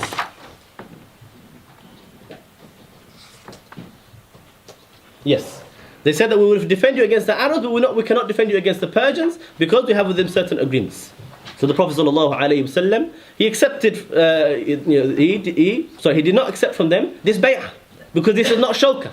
Because to say that you don't really have control, separate, distant from the Persians, that you only have strength against the Arabs, but not from all sides. And he said that we are not needy except for the one who defends from all sides. So the people of shawka are those who defend the borders from all sides. And the matter is a matter of authority. Who they can have authority over the people, the Amr, the Imara, that they will manage the affairs. When Banu Amir ibn Sa'sa'a, they said to him that who will have authority after you? Will we be from us? And he said, the authority in the hands of Allah, give it to whoever He wishes. So they said, are we going to put our necks on the line and we're going to be slaughtered, and then somebody else has authority after you instead of us? He said, we don't need it. So, and the Prophet ﷺ did not accept any compromise with them on this. Because the popularity is not a matter of just the ulama, and obviously they were not ulama, but he was seeking from them that bay'ah. And so the question is a matter of authority and the matter of defending from all sides. Those are the people of Shawka. In any one land, any one place. When they went to Banu Hamdan, a man from Banu Hamdan came to him and said that I will support you. He said, من ينصرني من يؤويني حتى أبلغ رسالة ربي. It's hadith in Muslim, Ahmad and Bukhari. He said, who will give me the support? Who will give me that refuge? So that حتى أبلغ رسالة ربي, so that I can convey the message of my Lord. And the man said that he will do it. He said that he will do it. The Prophet ﷺ asked him, هل عند قومك من منعة? Do your people have that strength, that power, that ability to defend? Because that's the condition. And the Aus and the Khazraj, what did they give bay'ah to him for? He said that I will take bay'ah from you, that you will defend me and my companions from what you defend your own selves and your own families from. And when they took authority in Yathrib, he became the one on authority. Nobody could enter or leave Yathrib without his permission. And Abdullah ibn Ubay, who was supposed to be the king of Yathrib, he was deposed. That is the matter of bay'ah. That is the matter of the shawka. It's not about only the ulama, because the Prophet ﷺ took the bay'ah from people who were not from the ulama. Abu Bakr took the bay'ah, among them were people who were not from the ulama. Okay, some of them were ulama, some of them were not. So we cannot say it's a condition to be alim, to be from Ahlul Halli wal Aqd. But it should be the ulama, because how dare us refer to anybody else instead of the ulama? Now, do they have ulama in dawla? I believe yes, but this is something we can talk about afterwards, inshallah. We want to first get to the issue of the conditions, understand the ahkam, then we can talk about the waqi'. Okay, obviously I've not commented on the issue. I reject the idea that they don't refer to ulama. I reject the idea that they don't have ulama. I reject the idea that they have this certain aqidah. And I never said the ulama have nothing to do with khilafah. This is wrong. I said those people who are saying that they are from Ahlul Halli wal Aqd, while they have no shawka, they cannot be considered from Ahlul Halli wal Aqd. Rather, those people who have the shawka, those people who have the strength and power to defend from all sides, for according to the Quran and Sunnah, they are Ahlul Halli wal Aqd. If they give the bay'ah, and then after that, there is dhuhur al-ta'a in Darul Islam, then it becomes valid khilafah. And in Dawlat Islam, now that we're talking about now in Iraq, in Mosul, in Raqqa, in those areas, there is no second authority. now this is obviously we're talking about now the investigation of the waqi', the reality. And I've investigated. I've spoken to people living in Mosul, not from Dawla, from people who are there from the residents, even from the women, even from Christians, even from others. There's no dispute. They have ribat from all borders. There's nobody can cross their own borders. They're expanding, in fact. There's nobody who is managing the affairs of the people in that land except Dawla. There is no other authority. There's nobody who is providing the security except Dawla in that land. And obviously I understand that you perhaps agree to a certain extent because you believe there are wilaya but not a khilafah. But what I'm saying to you now, and I'll answer one question you said before about how can you declare a global khilafah when you cannot defend from the other side, because this is never a condition. Rather, in Islam we cannot have two people in authority. There is Darul Islam, and is obliged upon us to take that authority and to implement the Sharia by one method only: to appoint a Khalifa over us. In any Darul Islam where they have shawka, there is no evidence for us to have wilaya besides a Khilafah. That there's a Khalifa, but we're going to have our own wilaya. Unless it was in a place where they had no authority and they had no other choice, nothing else they could do. It's not permissible to have wilaya? It's not permissible for you to have wilaya outside, instead of obeying the Khalifa, you cannot have your own wilaya unless you're in a place where the authority of the Khalifa cannot reach you in the first place. So here you have imara khassa, but you never be imara amma. Okay, so one of the evidences for this is the fact that we know the duty to give bay'ah is upon everybody, whether living in Darul Islam or not Darul Islam. And the duty to make hijrah to Darul Islam is upon everybody. Wherever they are in the earth, is to make the original rules is for them to make hijrah to Darul Islam, not for them to live in Darul Kufr in the first place. If there's any Darul Islam in the world, they should be there. Okay, or if there is place of ghasb, place of occupation, then maybe they repel the occupiers. This is another matter. But the authority can only be for one Amir of Imar Amma, the general authority of a Khalifa. You cannot have two Khalifas. So the duty in Islam is for us to rule by Islam, by one Khalifa, not to have two. And the duty of every Muslim to give bay'ah to a Khalifa. So how can you say that just because I'm not living in Darul Islam, I don't have to obey the Khalifa, I don't have to obey the person who is ruling Darul Islam? That is not what the text says. The text says if you're not living in Darul Islam, you still have to give bay'ah, and you should make hijrah as well if you can. And even if you don't make hijrah, you are still there living under the Khalifa. If you are able to take authority where you are, then that means you should be part of Darul Islam and declare that you are under the authority of the Khalifa. Okay, I'm going to ask you one question. Inshallah. I gave bay'ah to Abu Bakr al-Baghdadi now. Okay. And I'm in Pakistan. Mm-hmm. Yeah, and I want to live in Pakistan. So is he my Khalifa in Pakistan? Okay. Yes, the question is somebody is living in Pakistan and he says he'll give bay'ah to Abu Bakr al-Baghdadi, for example. And he lives in Pakistan. Is Abu Bakr his Khalifa while he's in Pakistan? Yes, he's the Khalifa in Pakistan. But just like the Bedouins, let me finish that. Just like the Bedouins, like when Rasulullah said to the people when they conquer, and said, if you don't make hijrah, then you are like the Bedouin of the Arabs.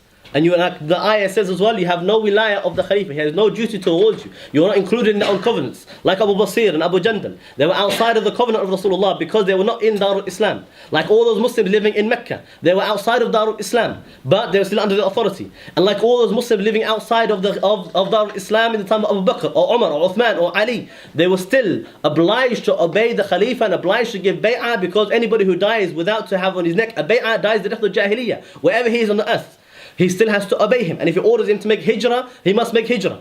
If he orders him to stay where you are and give da'wah or to fight jihad, he must obey him.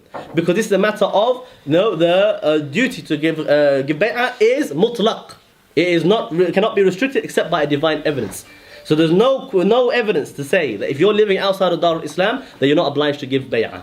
Nor that he cannot be your Khalifa. He's your Khalifa and you cannot have a second Khalifa. You cannot say, I will declare another Khalifa in Pakistan because I'm far away from the existing Khalifa in Darul Islam over there. No. Okay, second question. Yeah. And every place now, other than where ISIS control, is it Darul Kufr? Any place in the earth which is ruled by man-made laws, it is Darul Kufr. Any place in the earth which the people of security, people who control the security are kuffar, it is Darul Kufr. Even Mecca and Medina. Even Mecca and Medina. Without any doubts. Just like Mecca was Darul Kufr in the time of Rasulullah until he conquered it. It can be Darul Kufr again now. The ulama agreed, whether Imam Abu Hanifa, or Imam al-Shaybani, or Imam al-Shafi'i, or Qadi Iyad, they all mentioned in the past. The agreement of all the different ulama of the Salaf, the conditions for Darul Islam is that there must be the security in the hands of Muslims, and you must have the law is only the Sharia of Allah subhanahu wa ta'ala, the Sharia of Islam. If either of these are missing, meaning the kuffar control the security, or there's kufr law prevailed, it becomes Darul Kufr according to the ulama of the Salaf without any disagreements. So the only Muslim land in the world today is Iraq and the parts that ISIS control. Basically where ISIS control. What do you mean, Darul Islam? Yeah. Yeah, so Darul Islam is not about who's Muslim and who's not. Okay, Darul Islam is agreed even if the majority of the people are kuffar. But the people in authority are Muslims and the law is Islam, is Darul Islam. And Darul Kufr, even if the majority of the people are Muslim, but the law is kufr, or the people in authority are kafir, is Darul Kufr. That is the agreement, like the statement of Ibn Muflih and even Ibn Taymiyyah as well, when he gave the fatwa about the Tatar. And that is Darul Kufr. And he spoke about the Fatimiyya in Egypt, declared it Darul Ridda, even though there were many Muslims living there from the Sunnis as well. But it becomes Darul Kufr because those in authority became kuffar and they start to rule by man-made laws. Okay, so the question is not about are there Muslims outside Darul Islam? Of course there are Muslims outside Darul Islam. But is it Darul Islam according to the Sharia conditions outside of any land where there is Islam implemented? It cannot be Darul Islam. It's going to be Darul Kufr. Okay, whether Pakistan or Saudi Arabia or anywhere. So Hajj can't be done. Hajj can be done. And Mecca is Darul Kufr. While Mecca was Darul Kufr, the Prophet ﷺ, he went for Umrah or not? He did. Was it good? Would it going to be invalid or not? Even after the Messenger ﷺ said, لا هجرة بعد الفتح ولكن جهاد ونية. Where we take the hadith.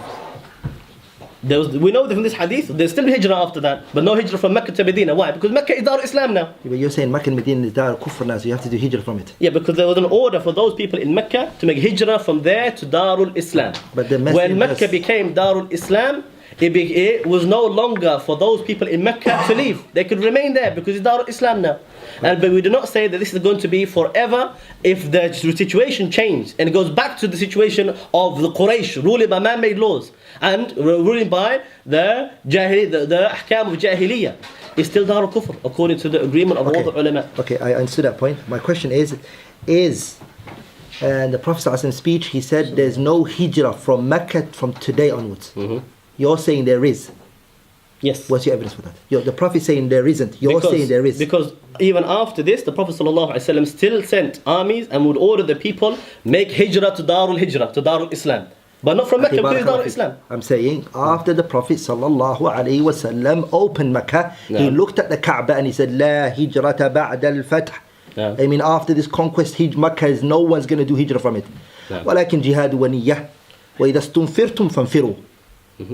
The Prophet said there's no hijrah from Mecca anymore. You're saying it's Darul Kufrun today, you have to do hijrah from Mecca and go to Iraq. You're posing clearly what the Messenger said. No. I will accept it from you if you bring me another qawl from the Messenger ﷺ that Mecca, hijrah has to be done from it. What's your evidence? This hadith of the Prophet ﷺ is about the Fatah. This is the cause, the reason why there's no hijrah from Mecca to Medina. Because it's been open now. Because it's become under the authority of the Muslims. So if the kuffar occupy it and take authority over it again, you're saying that it's still not obliged for anybody to make hijrah to Darul Islam? And I could agree with you for one angle. You can say, let them stay and make jihad and niyyah and uprise against the kufr authority above them and let them fight them and remove that authority and take control for the Muslims again. I can agree with this. This is the duty upon us as well. In order for us to discuss that matter, we need to go to another topic, I think, so we can the issue can come to a conclusion, inshallah, which is the second point, بإذن الله الكريم, is the ideology of ISIS. Okay, sure. You want to say نعم. The ideology of ISIS and what are ISIS? For me, the way I look at ISIS is that they are Khawarij and they are the ones that the Messenger sallallahu alaihi wasallam warned against. And I have two reasons to say that they are Khawarij.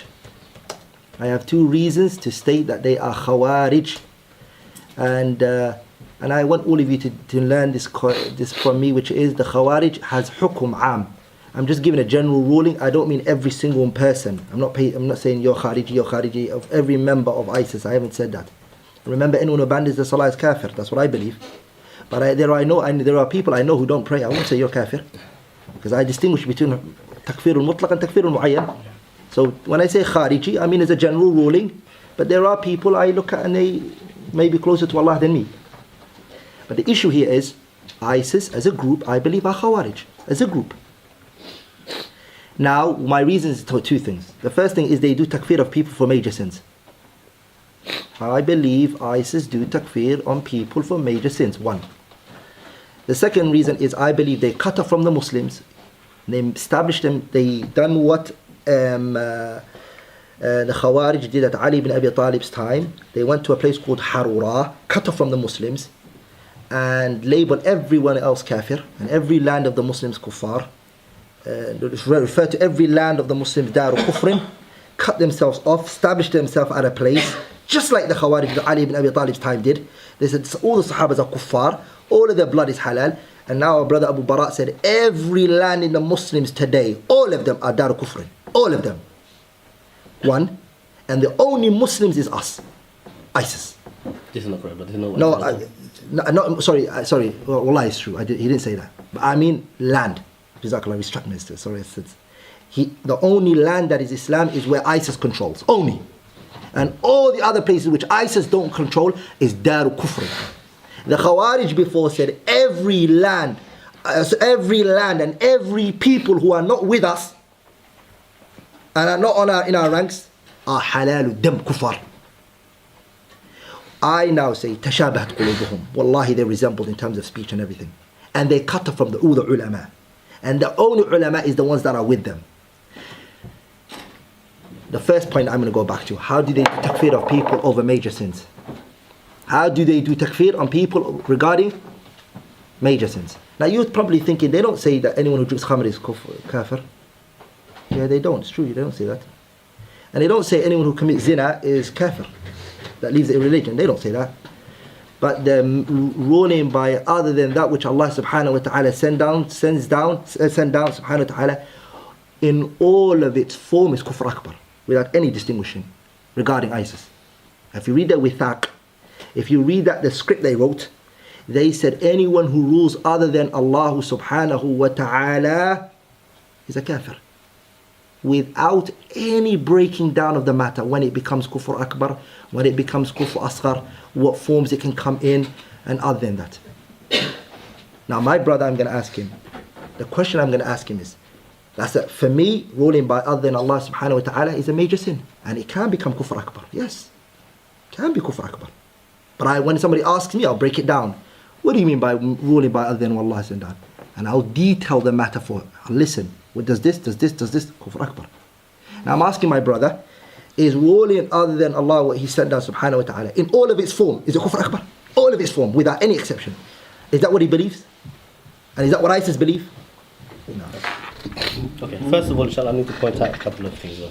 There's a big difference between somebody saying that if this is the only place which is ruled by Muslims and implementing Islam, this is Dar Islam and the rest of the world is Dar al-Kufr.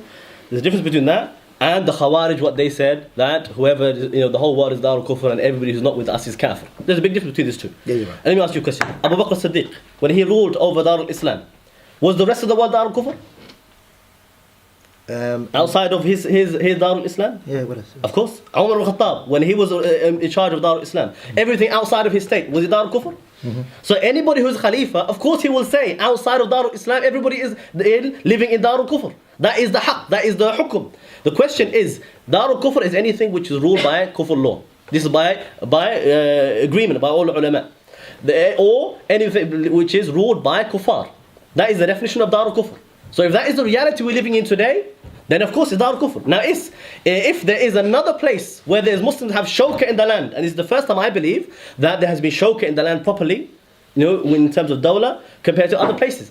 Taliban was close, but I don't believe they had full shawka. Islamic courts were close, but I don't believe they had full shawka. If they had it, and people had ijtihad, they had shawka, and they give bay'ah, I have no problem. This is the ijtihad. About the haqq, about the reality, about the waqi', people can differ. And they can see something different. They can see something I don't see. Maybe I didn't see what they saw. And the same thing in the case of dawla. So the issue is about whether they have shawka or not. If they are ruling by Islam and nobody else in the world is ruling by Islam, of course we will say the rest of the world is Darul Kufr. If there is another small imara khasa where they have some Islamic laws implemented, we can say this is a lesser Darul Islam. Like we say, even though the houses of the Muslims, Imam Ibn Abbas, he said that the Diyarul Muslimin, the houses of the Muslims in Iraq and Riyadh, every one of those is a small Darul Islam, but it's not the Jama'atul Muslimin, is not the khilafah, not the authority of all the Muslims, the state of all the Muslims, meaning the actual Darul Islam. This is the big difference. Now, there's nothing from what the statements of Abu Bakr al-Baghdadi or others that he's ever said that he makes takfir based upon sins, or that all forms of ruling by other than what Allah revealed, or not ruling by what Allah revealed rather, is kufr akbar or not kufr asghar. And if you didn't see that or didn't hear that, that does not mean you can presume this about them. And you don't say about somebody that I will judge what's in their heart and I think what they are thinking inside their own heart. We judge the apparent.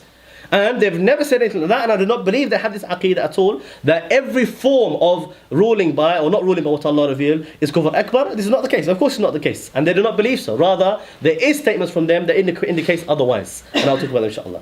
But first of all, we know that the evidence from a person, his own confession, his own testimony is the best evidence for his own aqeedah.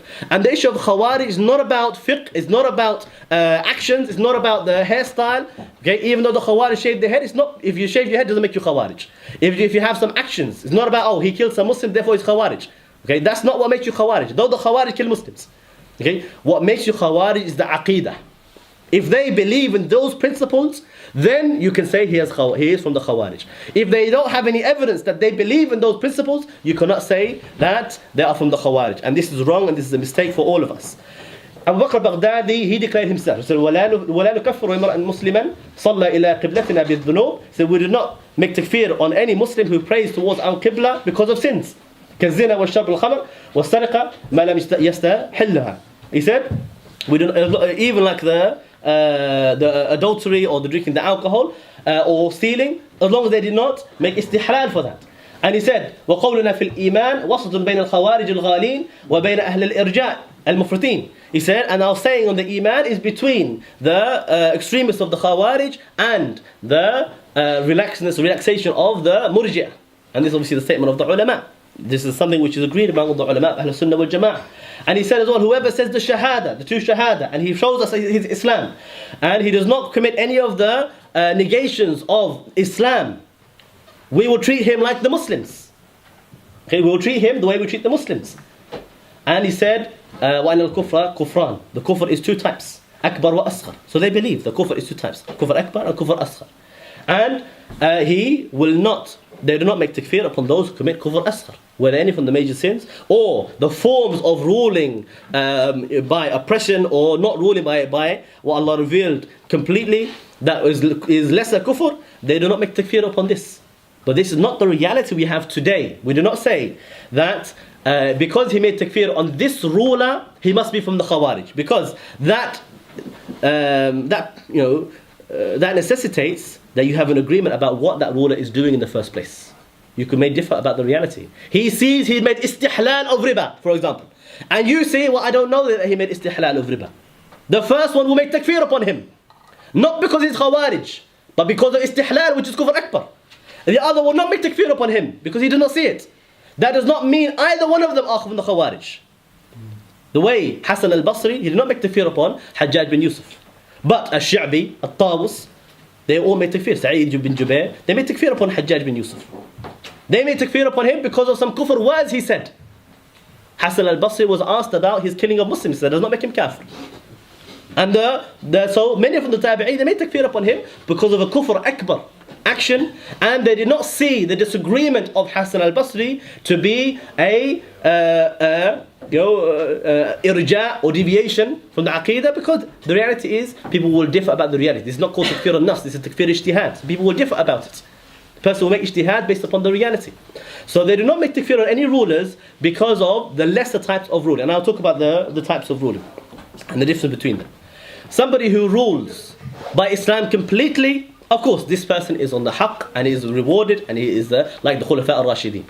And somebody could rule by Islam and he makes some ijtihad and he makes a mistake in his ijtihad. So he ruled by the wrong ruling. this person will still be rewarded as long as that matter was open to ijtihad. He will still be rewarded one reward, but if he was correct, he will have two rewards.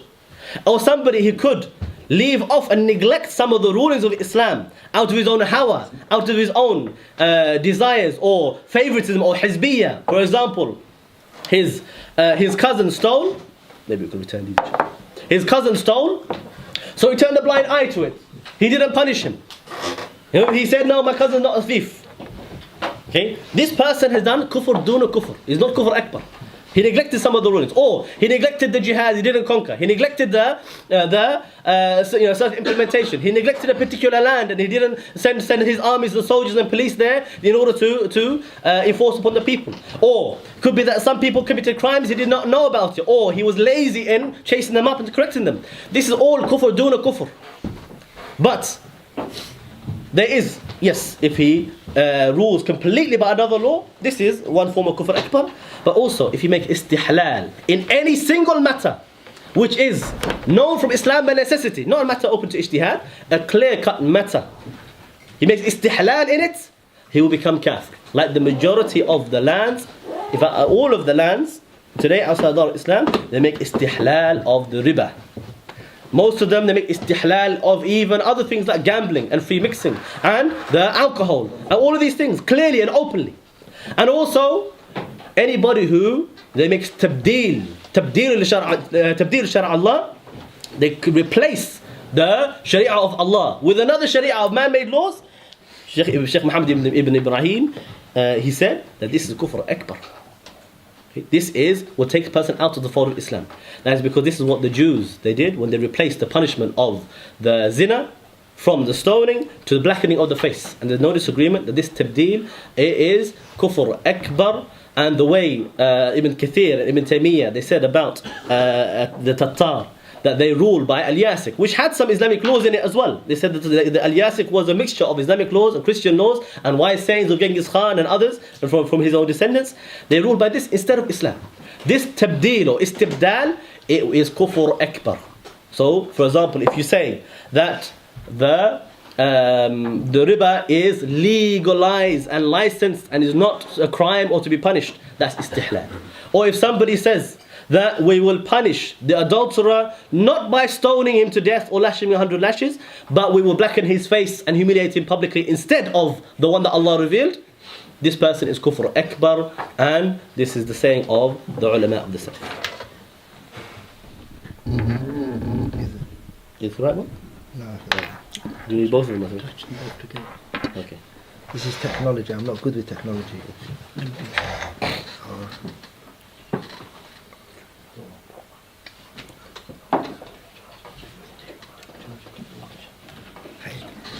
I have a question now. May Allah bless Abu Bara. This one he shone a lot of light on for me. May Allah bless him.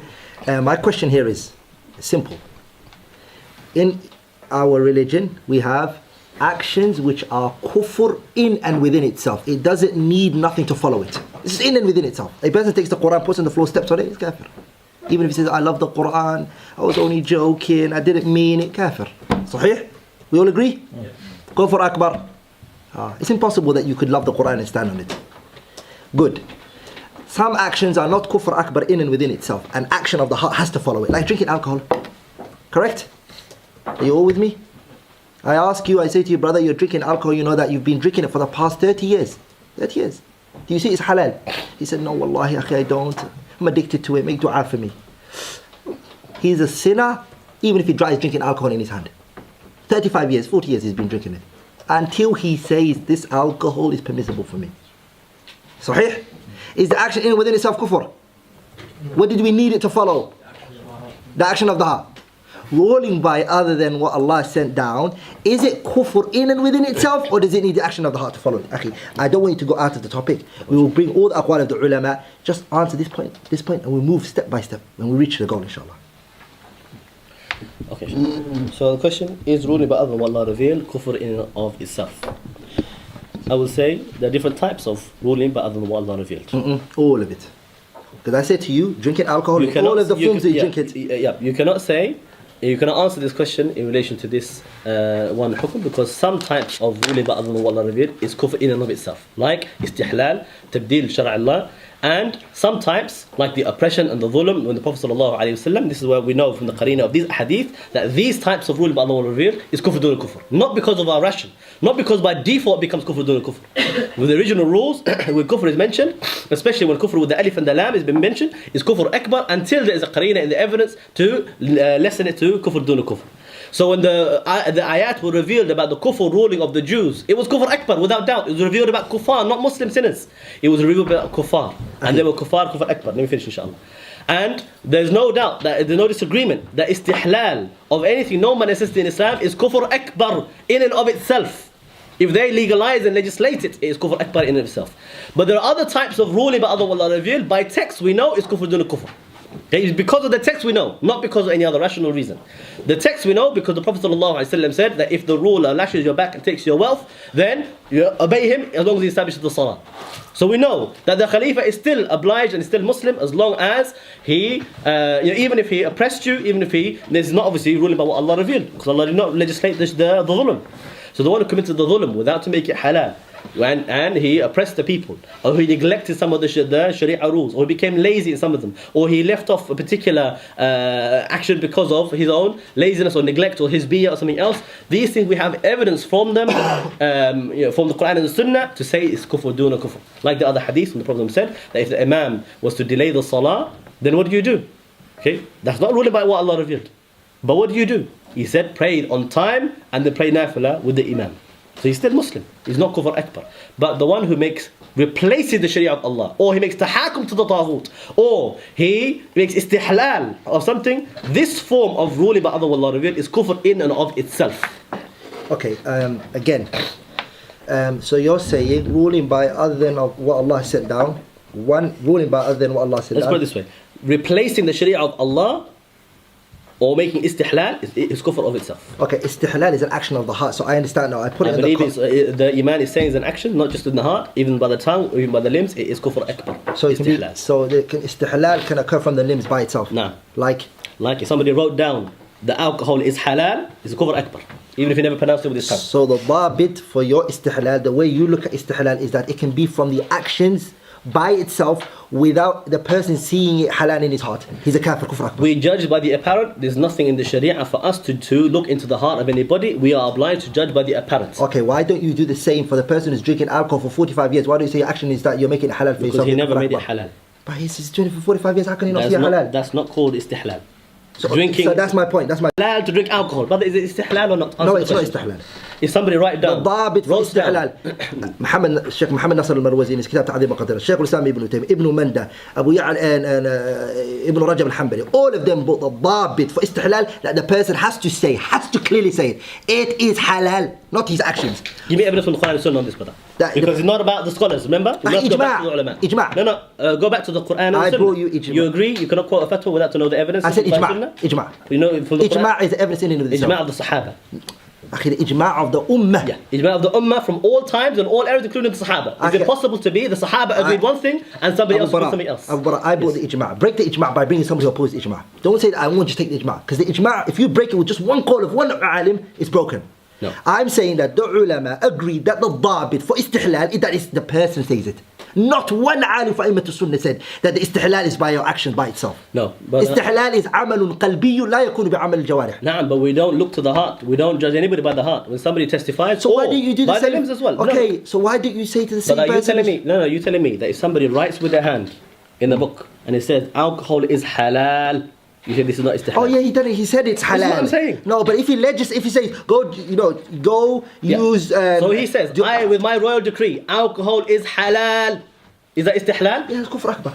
But he didn't say it with his tongue. He said it with his hand. He wrote it with his hand. But barakallahu fiki. What you said now is that there's two things. If he writes on a paper, go and deal with the riba. This is not istihlal. No, but he said riba is legal, halal. If he says it is halal and it's permissible to do it, it becomes kufrun akbar. He doesn't istihlal of it. The second point I want to see. So it can be by the hand, not have to be by the tongue. Yeah, if he writes it or says this is what I said. Brother. But the point is that if he permits a person, he says to them, go and deal with riba. This is not istihlal. No, if he said, brother, this is haram, come on, brother, go and steal so. This is not he told us what's in his heart, that he said it's halal. Okay, it's first one. The second one is action of the heart. And he now told us from what is in his heart that he believes it's halal. He's written it for us. So it's not kufr by the action by itself. It is him transforming what is in his heart by either writing it or saying it. It doesn't matter. Even if he tells... What you're saying, brother, sorry brother to interrupt you, inshallah. I just want to clarify one thing. So what you're actually talking about is you must have clear evidence that he made istihlal, not the kind of case that it cannot happen by his hand, because it can prove his own what is in his heart and that he believes is halal by his hand, by writing it. But the issue is you need to have clear evidence that he made istihlal. Opening banks is not sufficient for istihlal. No, I didn't say that. If he opens banks and he allows people to trade riba and they're selling and buying, that's not istihlal. No, he didn't make it halal. He's sinning. He has to say, I see it permissible. Clearly has to utter it. If he opens 50 banks, you can't say, when we go to that country, we saw banks there. Okay, yeah. And does he see it halal? Istihlal is amal qalbi. And there's an ijma'. And inshallah, the recording, you can always go back to and check it. It's the ijma' la yanfaq, it will not break. One. The issue of istibdal, you said that the Jews, they done istibdal. Akhi, please, barakallah, pay attention. And don't cut me on this, because the Jews, what did they do? They changed the ruling, right? From what? From stoning to what? Black in the face. Blacker in the Face. Good. And they ascribed it to who? To Allah. That is istibdal. Barakallah, finish. Barakallah fiqh. It's not the fact that the person changed the ruling and left it like that. He has to ascribe it to Allah. The Jews ascribed it to Allah. That's called istibdal. Bi ijma', consent. There's no khilaf in this issue. Recently, they broke it, said, if you change the ruling. The person has to ascribe it to Allah. Istibdal means وَتَنْصِيبُهُ إِلَى اللَّهِ. The Jews said, this is how Allah said it. They wrote it in Torah. They said, this is from Allah. That's istibdal. But if a person changes the ruling and says, you know what, it's from me, it's not from Allah. This is not called istibdal. And we want to know who preceded in that definition. Because I have ijma'. Third thing is, we need to know the definition of words. Don't just use loose terms.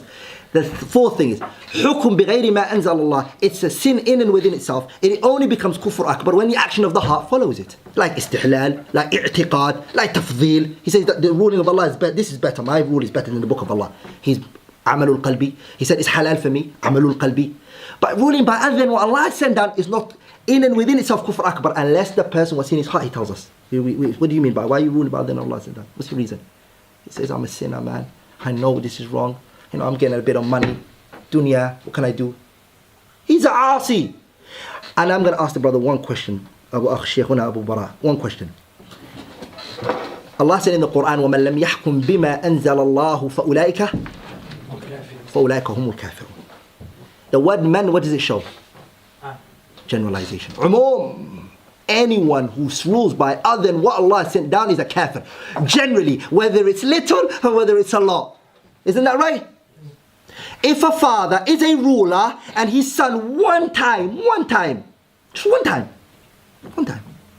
steals great portion of the money of the Muslimin and he lets him off, according to this ayah, he's a kafir, kufr akbar. Because the ayah shows generalization. وَمَنْ لَمْ يَحْكُمْ بِمَا أَنزَلَ اللَّهُ فَأُولَٰئِكَ هُمُ الْكَافِرُونَ. In every single matter. So I'm asking the brother, if he doesn't agree that the matter in and within itself is kufr akbar, it's going to be a problem. Because he's going to have to say that father is kafir. Because he rules by other than what Allah sent down. And the ayah says, anyone who rules by other than what Allah sent down, even if it's once. Because it shows generalization. It's kufr akbar. And that father is a kafir straight away. Oh, by the way, Ibn Taymiyyah rahimahullah said this ayah, as many brothers repeat it all the time, and they say this is only the rulers. La, wallah, it's not only the rulers. And the brother mentioned it at the beginning, a principle which also Mufassirin agree upon. Al-ibrata bi'umum al-lafz la bi-khusus sabab. The ayah generalization, it doesn't only specify on the rulers. How can an ayah specifically just be on the rulers? If two of your brothers come up to you and one writes very good and the other one doesn't, and you say you're better, knowing that the other one's better, you do al-hukm bighayri ma anzal Allah, then you're a kafir as well. You're a kafir. And this issue becomes doing takfir of the Muslims because of a major sin. So, and I tell you this, wallahi, settle you down. 9 years of my life I sat down بحكم بغير ما أنزل. Every day I used to change on this matter. Lakin wallahi, this is the best issue. الحكم بغير ما أنزل الله in and within itself is a major sin. It only becomes kufr akbar when a person follows it with the action of the heart. An action of the heart. Istibdal is what? I'tiqad. It's believing that this is from Allah. Action of the heart. Istihlal, saying that this is halal. The action of the heart. But the mere fact of just ruling by other than what Allah sent down, if you do it once and if you do it 10,000 times, it's the same. Now my brother, and if he understands the qa'idah first, that the ulama have put down, and then he puts it into context, then we'll understand. Finally, I conclude by saying that this ayah, وَمَنْ لَمْ يَحْكُمْ بِمَا أَنزَلَ اللَّهِ, Al-Imam al-Shatibi. This is the book of who? Ibn al-Qayyim rahimahullah, Kitab al-Salah by Shaykh al-Islam Ibn al-Qayyim, the student of Ibn Taymiyyah. He brings the ayah, وَمَنْ لَمْ يَحْكُمْ بِمَا أَنزَلَ اللَّهِ, that this is an ayah which the ruling by other than Allah is not kufr akbar. And he said, لا يضاد الإيمان من كل وجوه. It doesn't oppose Islam from all forms. Are you paying attention, brothers? This is important. Rather, Imam al-Shatibi rahimahullah said the ayah, وَمَنْ لَمْ يَحْكُمْ بِمَا أَنزَلَ اللَّهِ, it's an ayah which is doubtful according to the Khawarij. Not Ahlul Sunnah. Ahlul Sunnah is clear to them. The Khawarij are the ones who stick to this ayah, misunderstand it, interpret it into a different meaning. Shatibi said this is the belief of the Khawarij. Wallahi, I didn't say it. Shatibi said it. And I am saying, according to the letter that the brother is reading, alhamdulillah, I read it and there was a doubt in my heart whether ISIS wrote it. But now that he's read it, I think it should be their letter. It should be their withaq. It should be what their aqidah. In that point, when it comes to وَمَنْ لَمْ يَحْكُمْ بِمَا أَنزَلَ اللَّهِ, they did not do tafsil according to Ahlul Sunnah. They made it kufr akbar in all of its form without breaking it down. So, according to them, some of the phases which were hukm بغير ما أنزل الله would be, which is a major sin. According to them, then a major sin is kufr akbar. And this is the belief of the Khawarij. Wallah, and Allah knows best. A few things here, brother. Forgive me, brother, but I feel you're being unfair to me a little bit here, brother. Sorry. Because a couple of things that nobody has ever mentioned that this ayah is only about the rulers. I've never heard this from anybody who can make this claim. There's never been any claim to me. I believe anybody who makes tabdeel li shar'illah or istihlal or شرع من الدين ما لم يأذن به الله, he legislates in the deen without any permission from Allah, they are kafir, whether ruler or layman or anybody else. And it's to say istibdal has a condition that you must say this is from Allah, this is wrong. This is wrong from the Sahaba. Because when they referred to the Jews, when they did this, they did not say this is from Allah. The Jews didn't say that? No. The Jews did not say this when from Allah? When the Prophet ﷺ in Tafsir al-Qurtubi on the ayah, وَمَا لَمْ يَحْكُمْ بِمَا أَنزَلَ اللَّهِ, they said, the Prophet asked them, is this from the Torah? In one of the narrations, some of the narrations, initially they said, this is what is in the Torah. Then he said, is that from the Torah? He said, no. We changed it when the rich were used to be forgiven and the poor used to be punished. And so we said, why not have something which is for everybody? They knew they changed it. They knew that they changed it. Moreover, when Allah subhanahu wa ta'ala says, اتَّخَذُوا أَحْبَارَهُمْ وَرُهْبَانَهُمْ أَرْبَابًا مِن دُونِ اللَّهِ, that they took their rabbis and their priests as lords instead of Allah. This was revealed about the Jews and the Christians when they used to forbid what their rabbis and priests used to forbid, even after what Allah said something different, and that was the reason why they were considered to be mushrik, worshipping those Jews. Hudayf ibn al-Yaman, he said they never fasted for them, they never prayed for them, but when they say it is halal, after Allah said it is haram, they accepted it. And when they made something haram, that which Allah made halal, they used to forbid it. That's istihlal, akhi. Naam. We agree on istihlal. The point we agree on, we shouldn't. Yes, but we don't have to say that they believe Allah, He put this. They're Jews, the rabbis and priests, they changed the law of Allah and they replaced it with a new law. But where did they change the rule from? Yeah, they after Allah forbade it, they said no, it's halal. After Allah said it's halal, they said it's haram, and the people obeyed them, the people accepted them, and they were mushrik, not just the one who made istihlal. They were mushrik for obeying them in their own legislation, their own change in the deen of Allah. But they didn't say, the hadith did not say that they claimed that all the people who believed that they thought this was from Allah. They knew the Jews, the rabbis and priests changed it. They knew that they replaced it with something else. This is istibdal. When they say we will rule and judge by this other law instead of what Allah revealed, this is called istibdal and it's called akbar, it's called rububiyyah. I'm going to ask you a question. Inshallah. Did the Jews change their book, write it on their own hand and say this is from Allah? Yes or no? Yes, they did that as well. Allah said, فَوَيْلٌ لِلَّذِينَ يَكْتُبُونَ الْكِتَابَ بِأَيْدِيهِمْ ثُمَّ يَقُولُونَ هَذَا مِنْ عِنْدِ اللَّهِ. From Allah. Clear ayah. No. They write it with their hand, they change the Torah, and they said... Is this a condition to be istihlal? Now this is istibdal. This is the form of... No, but this is not the only istibdal. No, but barakallah, you brought the story of the Jews, and I said to you misunderstood the story of the Jews. No, but the Jews, you are combining these two, they don't have to be combined. Okay, Shaykhuna, let me finish. You said that the Jews done istibdal. I said to you, you've misunderstood the story of the Jews. The Jews did not just change the religion, barakallah fiqh. They ascribed it to Allah. Now what you're saying is, just changing the book is sufficient. No. Now I can see why you're making all the Muslim rulers kuffar. I can see where it comes coming from, because the word istibdal hasn't been understood properly. Istibdal means, as Allah said, فَوَيْلٌ لِلَّذِينَ يَكْتُبُونَ الْكِتَابِ. They write in the Torah. And then what do they say? هَذَا, this, min indillah, is from Allah. Did the rulers of the Muslims change their constitution and say this is from Allah? Istibdal is out of the picture. Don't use istibdal now. The second issue is, did they make it halal to rule by other than what Allah sent down? That's what we need to know. Because that's what makes kufr akbar on the ruling by other than what Allah sent down. According to the view, I prove it to you, don't use the story of the Jews. Now bring me another issue of istibdal. No, you must bring the story of the Jews, because this is what was revealed Then about them. the wajh istidlal of the Jews is wrong. The Jews, it was known to them and the rabbis and those others as well that this is not from Allah. This is from the rabbis. They knew, of course, but they ascribed it to Allah. But even Fir'aun knew that he was an ilah, but he still referred to himself as ilah. That's not the only way that they become kafir. They became kafir for accepting, for them to make that istihlal, even though they knew this is not from Allah.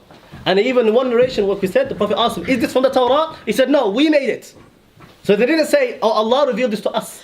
That's not what they're saying. I didn't say, they didn't say that this is from I know, us. again, barakallah fiqh. I am not saying they believed it was from Allah, but they ascribed it to Allah. So do you believe istibdal is in the heart? They have to believe it to be from Allah in order to become kufr or not? If they believe in that, they become kufr akbar. And if they tell us that this is from Allah, it's kufr akbar. If they change the whole constitution and they don't ascribe it to Allah, show me evidence this is kufr, don't kufr. It goes under the ayah. Which ayah? Which is, first of all, I don't have to prove, you do. And I tell you why you have to prove it. No, because I'll tell you why I don't have to prove it. I don't know why I was looking for it. I don't even know why I have to. The ulama, they said, وَأَجْمَعَتِ الْعُلَمَاءِ أَنَّ مَنْ ثَبَتَ الْإِسْلَامُ بِالْإِجْمَاعِ لَا يَجُوزُ خُرُوجُ عَنِ الْإِسْلَامِ إِلَّا بِدَلِيلٍ وَاضِحٍ لَا خِلَافَ فِيهِ. The ijma' Ibn Abdul Barr brought it. Ibn Taymiyyah said that if a person's Islam has been affirmed with consent, it is not permissible to take him out of Islam except with something that is clear cut. You said that all the Muslim rulers are kuffar. I'm going to take it from you because none of them know me and I don't know none of them in that way. But I'm asking you, the Messenger sallallahu alayhi wa sallam in the hadith of Ubadah ibn Samit, in Sahih al-Bukhari, he said, بايعنا رسول الله صلى الله عليه وسلم في منشطنا ومكرهنا وعسرنا ويسرنا وأثرت علينا وألا ننازع الأمر أهله إلا أن نروا كفرا بواحا عندكم من الله فيه برهان. Do not go against your rulers and don't oppose them until you see from them clear-cut kufr. Well, we don't see clear-cut kufr here. Istibdal is not clear-cut kufr. You haven't used the proof, which is what? Istibdal, for me, that you brought, you said that the Jews, what did they do? They changed the religion. I don't have to prove it. I know that they were Muslims once. You want to take them out of Islam. هاتي برهانكم إن كنتم صادقين. Bring your evidences how the Muslim rulers, all of them are kuffar. I'll tell you why you need to prove it, because you are putting condition on istibdal that they have to say this is from Allah. You need to be giving evidence that this is a condition of istibdal. Whereas I'm saying the Sahaba understood. I don't have to bring a condition of istibdal. I'm saying that istibdal that the Jews. If you put condition that istibdal cannot be except with belief in the heart or with claiming that this is from Allah, this needs evidence from the Quran and Sunnah, and it does not exist from the Quran and Sunnah. Rather, I'm saying to you, let me finish, inshallah. What the Sahaba said is that the Jews, they accepted what the rabbis and priests said, despite knowing what Allah said something different, and that's why they became kuffar. But they ascribe it to Allah. Regardless, no, they didn't, because they knew Allah said something and they said something else. How can you say they didn't ascribe it to Allah? Allah said, give me evidence that everything that they made istihlal on was ascribed to Allah. The hadith in Tafsir Ibn Kathir and Tafsir Qurtubi, Rasulullah asked them, is this from the Torah? They said no. When the rich among us used to commit zina, we didn't used to stone them. But when the poor among us used to commit zina, we used to stone them. So we said, let us have a law that is for both of us. They never said this was from Allah. They said this is from us. We put it, and that is what made them kuffar. No. Naam. The manad al-takfir, you done it wrong. Correct. You need to give evidence. Okay, barakallah. Okay. First of all, you said that the hadith said that they said that this is from Allah. The Prophet asked them, what was their original ruling? No, now that you've distorted it. Not the original ruling, what it used to be, they told him. But now they've changed it. They wrote in the book. I'm saying, if the Muslim ruler today takes the Mus'haf, the Quran, and he says, I'm going to add a verse to it, this is called istibdal, akhi. He's changing the religion of Allah. But if he puts the book of Allah this way, says here, and brings a man-made law, you can't call that istibdal. He hasn't changed it. He hasn't ascribed it to Allah. When he ascribes, because you use the Jews as a refutation point. I'm saying to you, the Jews is not a proof for you. The Jews ascribed the man-made law or whatever they changed from the book. They ascribed it to Allah. Istibdal means changing the religion and ascribing it to Allah. Now, I'm asking you, do you have any other proof to show that istibdal is kufr akbar? Brother, I said clearly. I said when the Prophet asked them, is this what's in the Torah? They said no. They accept They're that referring they to added it. they're talking about the asl of the hukm, akhi, barakallah So, feek. but if you want to say, but the change unless ruling, you write it in the Quran, is not istibdal, this is batil, it has no evidence from the Quran. okay, what about the riwayah Bukhari that said, he said to them, what do you believe of the person who commits zina? What do you believe of it? And they said to them, Ya Rasulullah, we believe that we should blacken the face. Then the Prophet looked at them and he said, is this in the Torah? And they looked and they said, no. This is my point. Okay, barakallah feek, mashallah. The Prophet is asking them, before you guys change the Torah, يحرفون الكلمة عن مواضعه ونسوا حظا مما ذكروا به. Before they distorted their book, the Prophet asked that ruling. What was it before? Not the one that you finally ascribe to Allah. Not that one. I'm asking you the original ruling. And that's what they told him. And if you look at the Shurrah, Ibn Battal, Ibn Hajar rahimahullah, Al-Mufhim lima ashkala fi Sahih Muslim by Abu al-Abbas al-Qurtubi, all of them you will come across the way they done the Sharah. Don't just take the hadith from its leg like that. Shurrah have put the explanation on it. I'm telling you, brother, nobody said is a condition that they have to write it in the Quran in order to be istibdal. If Okay, you I'm have reading evidence for this, that to write it in the Quran, the Mus'haf. No, if it doesn't do that, it's not istibdal. No, I didn't say that. Yes, you did. No, I didn't say that. You said only if they write it in the Mus'haf, then it's istibdal. You said otherwise it's not istibdal. Okay, I didn't exclude it to that. I just said that's a shot. That's one way, absolutely. That's a way to show that they ascribe it to Allah. Yeah. I'm saying clearly, alhamdulillah, that the recording is going to flow, that anyone who ascribes a rule to Allah and says this is from Allah and it isn't from Allah, that is called istibdal, and that is kufrun akbar. No. Istibdal means ascribing a role to Allah I'm saying and saying this is it. I'm saying he does not have to ascribe it to Allah, because the Jews, they did not say this is from Allah. They said Allah said this, but we said that. No, they said this is from Allah. They said this is from Allah. فويل للذين يكتبون الكتاب بأيديهم ثم يقولون هذا من عند الله. This is from Allah, they said it. من عند الله. من عند This الله. is one kufr, but it's not a condition of the other kufr. Both are kufr. You can't say just because this ayah is not possible to be any other form of istibdal. So your only argument for حكم بغير ما أنزل الله استبدال is كفر أكبر is the Jews. The Jews is not. I have one question for you, brother. يفضل. Ibn Taymiyyah, Ibn Kathir, they made takfir on the Tatar for ruling about al-Yasik instead of. Did you read تفسير ابن كثير? No. Did you read in Arabic? No. Ibn Kathir said يعتقدوا. Underline that word. اعتقاد. What did they believe? أخي بارك الله, I said it to you. You said Ibn Kathir, right? No, but they never claimed that al-Yasik was from Allah. They never claimed that. أخي والله أخي, I said to you this issue. Underline the qawl of the ulama. Ibn Kathir rahimahullah, underline this when you go to tafsir tonight. Underline it. Ibn Kathir rahimahullah said, and they used to believe it. I'tiqad is amalun qalbi. It's an action of the heart. It's kufr akbar. I agree with you. I'm asking you, ruling by other than what Allah said, that knowing that it's not a religion of Allah, knowing and not believing in it, but just ruling it by it, li hawa nafs, and changing the whole Muslim constitution. You've changed it all, but you know it's wrong. It's a kufr akbar. It's a kufr akbar, and you have no evidence, brother, to say. So Yasiq is not evidence for you because Ibn Kathir brings a what? But hang on, brother. Ibn Kathir made takfir on the Tatar, not because of what's in their heart. He said in it. No, but you can't see in his heart, can he? اعتقاد عمل قلبي. No, he can't see in his They heart. said it with their mouth. Right. What did they say? said it. What did they say? Did they say that it was from Allah? That's istibdal, we're not saying it. They believed. They believed what? They believed this as a hukum, that this is the right From hukum. Allah? That this hukum is the right hukum. The right hukum. So if somebody says, this is the right law, the right hukum for us, even though it's not from Allah and they rule by it, is that kufr akbar or not? And they believe it's the right hukum. It's the right hukum. Action of the heart. Of course it is. It's kufr akbar. Without Even though debate. they did not say it's from Allah. That's another kufr akbar. Naam. So there's many forms of okay, kufr let's akbar. not call it istibdal. Let's call it something else. I will call this form of istibdal or tabdil shar' No, Allah. you don't have to say it's i'tiqad. I'll call it shar' or call it Let's not tashri'. change the terminology of the Salaf. Fine. Let's call it tashri'. That's good. No, we don't. Okay. Listen to it. i'tiqad. What's this? I'tiqad means We cannot make a person says, I believe this rule over I the book believe of this Allah. is the right ruling. Yes? Even though he doesn't say it's from Allah, he's kafir. That's not what the Tatar said. Barakallah. What did they say? The Tatar said, this is the right hukum. And I'm saying to you, I can go in right now, keep being Qawl ibn Kathir. Shall I read it? No, I accept this. Go on. Shall I read Qawl ibn Kathir? Or is it sufficient by mouth? inshallah. Ibn Kathir rahimahullah said, يعتقدون, they believe in it. I remember the qawl. And he brings in the ayah, إن الحكم إلا لله. I think that's the qawl he brings it in. If you go back to it, inshallah, you'll see that he believes i'tiqad. I'm saying to you, again, barakallah feek, the Muslim world I look at today, I've not seen any Muslim ruler, I haven't other than Gaddafi. Other than Gaddafi, who clearly said, this is the right rule. Which wallahi, as soon as I heard and I read that maqala, I saw him kafir. Okay, so this Now is, I'm saying to okay, you, this is another question. now you This is another said the Saudi government, for instance, and I'm not defending them, أقسم بالله هذا لله. I'm saying to you, said that he's kafir, مخرج من الملة, he left the religion of Islam, صح? نعم. And you see him a kafir, نعم. big kafir. نعم. I will take that from you if you prove it to me how he's a kafir. Because he legislated for the riba and for the tahakum to the United Nations and accepted for the authority of the United Nations above the Sharia of Allah. He declared that publicly. He declared in his royal decrees. He declared the legislation of those banks. Not just we will have banks. He legislated for them. How did he legislate? By a royal decree is available on. No, what did he say? What did he say? What did he say? He legislated and appointed a ministry to license banks to legally operate. Again, I said that's not kufr akbar. He legislated, allowed it.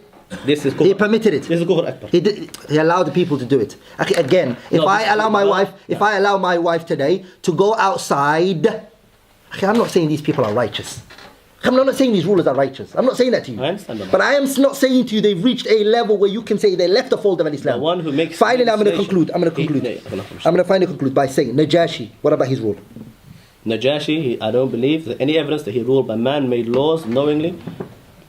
You have evidence? Yeah, I have it. No problem, inshallah. Tell me what he ruled by. The same Najashi that embraced Islam on his deathbed just before. He didn't even used to pray, as Ibn Taymiyyah said. Nah. وكذلك النجاشي, unlike Najashi, هو وإن كان ملك النصارى, he was the ruler of the Abyssinians. Ibn Taymiyyah said this. فلم يطيعه قومه, his people didn't obey him. في الدخول في الإسلام, to enter Islam. بل إنما دخل معه نفر منهم, a group of people entered Islam with him. ولهذا, because of that, لما مات, when he died, لم يكن هناك من يصلي عليه. Rather, the people he was ruling, no one was able to pray on him. He didn't even teach them the salah. No one knew it. He was hiding his religion. You see, فصلى عليه النبي صلى الله عليه وسلم بالمدينة. The Prophet led a salah in Medina on his regards. And look what the Prophet said. He said, إِنَّ أَخًا لَكُمْ, a brother of yours, صالحا, a righteous brother. Evidence righteous. By man-made laws. I'm going to bring it. من أهل الحبشة, من أهل الحبشة, however you say it. Mad, he died. وكثير, and a lot. من شرائع الإسلام, a lot of the rulings of Islam was there, or أكثرها, and the majority of them. لم يكن دخل فيها. Not a lot of them were present. The Prophet ﷺ's rulings were present. Even then, he didn't enter it. Rahimahullah, Najashi. You see, ولم يجاهد, he didn't do jihad. ولم يحج, and he didn't do hajj. ولم يهاجر, he didn't migrate. بل it has been said أنه لم يكن يصلي صلوات الخمس. He never used to pray 5-day prayers. ولا يصوم شهر رمضان, and he never used to fast the month of Ramadan. ولا يؤدي الزكاة, and he never used to give zakat. لأن ذلك كله كان يظهر عند قومه, because he used to fear to show this matter to his people. They would not like him. فينكرونه عليه, and they will reject this on him. وهو لا يمكن مخالفتهم, and he was unable to oppose his people. ونحن نعلم, and we know قطعا, we know that without a doubt, أنه لم يكن يمكن أن يحكم, that it was hard for him to rule by what? بينهم بحكم القرآن, the ruling of the Quran, it was very hard for him. والله قد فرض على نبيه, and even that though Allah made it mandatory upon the believers to be ruled by the book of Allah in Medina. And then Ibn Taymiyyah goes on. Go to Minhaj al-Sunnah Nabiyya, the 5th volume, page 112 to 113. If the Prophet referred to Najashi as Abd Waladun and Rajulun Salih, ama Akhan Salihan, Wallahi, I think, brothers. Brother, wait, stop with that. You never found anything in that statement to say that he ruled by man-made laws. You said that he could not implement the laws of Allah, and I always said to you before, if a ruler was not able to implement the laws of Allah, neglected some of them, or neglected a lot of them even if I said even neglected the majority of them, but he did not rule by any kufr laws. But you said before, he didn't. If a man Muslim ruler, if a Muslim ruler replaces the law of Allah and ruled by another law, this is the thing. That never said anything in there that he ruled by any man-made laws. He said what? He found it difficult to rule by the Quran. No, he was. Of course, he's a Christian. They were Christians. He's ruling them by the taqalid. It's not assumption. We can't make dhan. We need to give evidence. أخي, there's a poet, he said, وَلَيْسَ يَصِحُ فِي الْأَذْهَانِ شَيْءٌ إِذَا احْتَاجَ النَّهَارُ إِلَى دَلِيلٍ. It is not befitting for the mind if we need to clarify the sun that's out there. Hey, where's the sun? We put a hand on it. The issue I'm trying to say here right now is what? That Najashi prior to Islam was a Christian. Nah. And his people were Christians. And he used to rule by the book of Allah that he had. No, he was breathing. Exactly. He's ruling by Injil. But they're not, Christian, but not by even then, not by man-made laws. By the Injil. So okay, that's what I'm trying to say. And then when he became Muslim, you have no evidence. Are you accusing Najashi of ruling by man-made laws? If you want that accusation, you need so you're saying if a Muslim ruler today rules by the Bible, so right? No. Hey, Najashi ruled by the Bible. This is obviously before Islam. Show me evidence that he ruled by any other law other than Islam, or tried to rule by any other law besides Islam. Yes, nobody accepted from him. Nobody listened to him. Bara, he didn't rule by the book of Allah at all. Did he rule? Even didn't rule in his own life. Did he rule? He didn't by even pray. law? Did he didn't give zakat. Did he He rule didn't by force. another law? Did he rule by a man-made law? Yes, he did. Of course he Give did. me What else did he rule them by? Give me evidence. Hey, brothers, intervene. Hey, what should I say? I think I was going to say. Hold on. Hold on. No. I mean the brothers here. Hey, what should, if a person doesn't rule by the Allah book of Allah at all, then what's he ruling them with? Either the customs of the people or the This is the assumption that he ruled by that. What if he was trying to rule by the book of Allah? Nobody accepted from him, but he didn't order or anybody implement any Okay, law. all the Muslim rulers tried to rule by the book of Allah, but they weren't allowed. We also know They about weren't allowed. Najashi was that he did not become Muslim until very close to the end of his life as well. And even we say that there's a lot of the laws could not reach them with the information and the news about it. But even still, whatever they had, if you want to say that he did not even try to rule by that, okay, but and for whatever reason he couldn't, the people didn't accept it from him. But if you want to say he ruled by a different law, he ordered the people with a different law, he implemented and legislated a different law, this needs an evidence and is an accusation that has no evidence. Everything that you described from that, even if it was somebody who had the capability to do it, is kufr duna kufr, not kufr akbar. Somebody who didn't pray. Okay, not tariq as-salah, somebody who didn't pray because he didn't know, because he was hiding his deen. Somebody who didn't pay zakat, somebody who didn't fast. All of this is kufr duna kufr. Somebody who did not collect the zakat, kufr duna kufr. If somebody neglected the zakat as a khalifa, this is kufr duna kufr. This is not kufr akbar. Kufr akbar when you replace the law of Allah with a different law. And this is my point from the beginning. And we made it clear as well, the Tatar, you admitted as well, okay, we won't call it istibdal. The Tatar became kafir for ruling by another law other than Islam, believing this is the right law, even though they never ascribed it to Allah. This is kufr akbar. Oh, Okay. of course, even if it's halal, it's kufr I akbar. was going to say, we're coming up to 2 hours. SubhanAllah. It Alhamdulillah. felt so, mashallah, flowing, huh?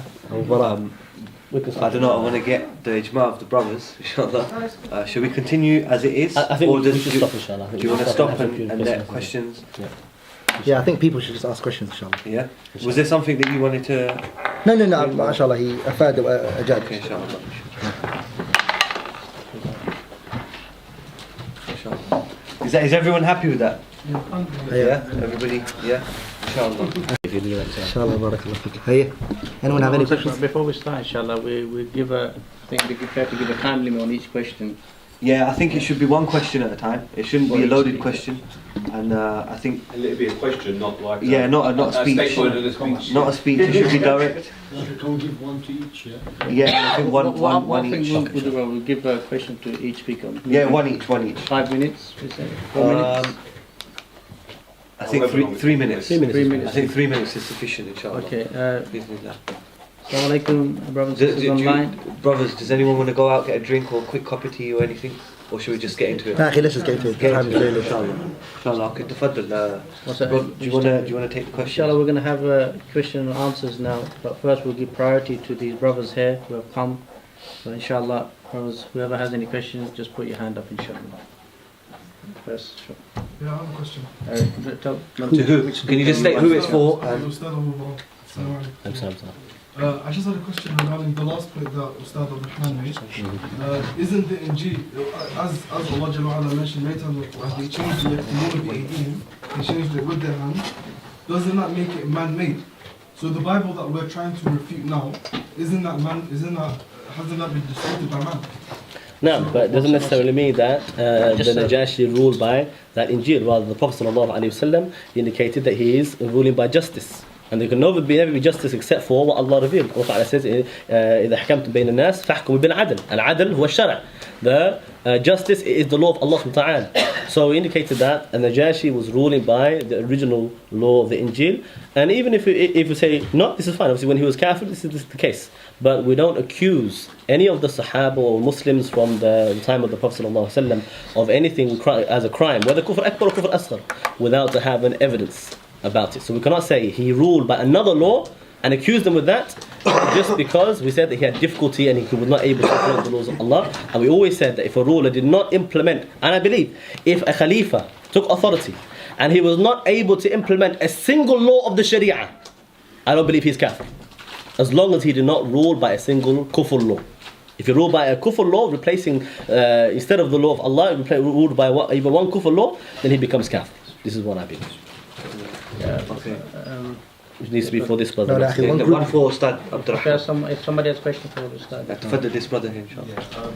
I just wanted to understand the point you're making because you got a bit lost in with the backwards and forwards. You said that istibdal is replacing Allah of Allah, saying that this is for Allah.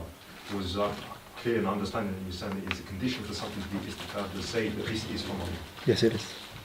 And the evidence for that is. Because Because that's the point I was getting at, is that he was trying to ask the evidence for saying that for something to be istibdal is that the condition for it to be istibdal is that it has to be from, you have to say that this is from Allah, that this is the revelation of Allah. Good, And good. obviously in regards to that, then my point would be that, you know, that you say that under the state of Saudi, that there is kufr, duna kufr, but they themselves say we rule by the Sharia.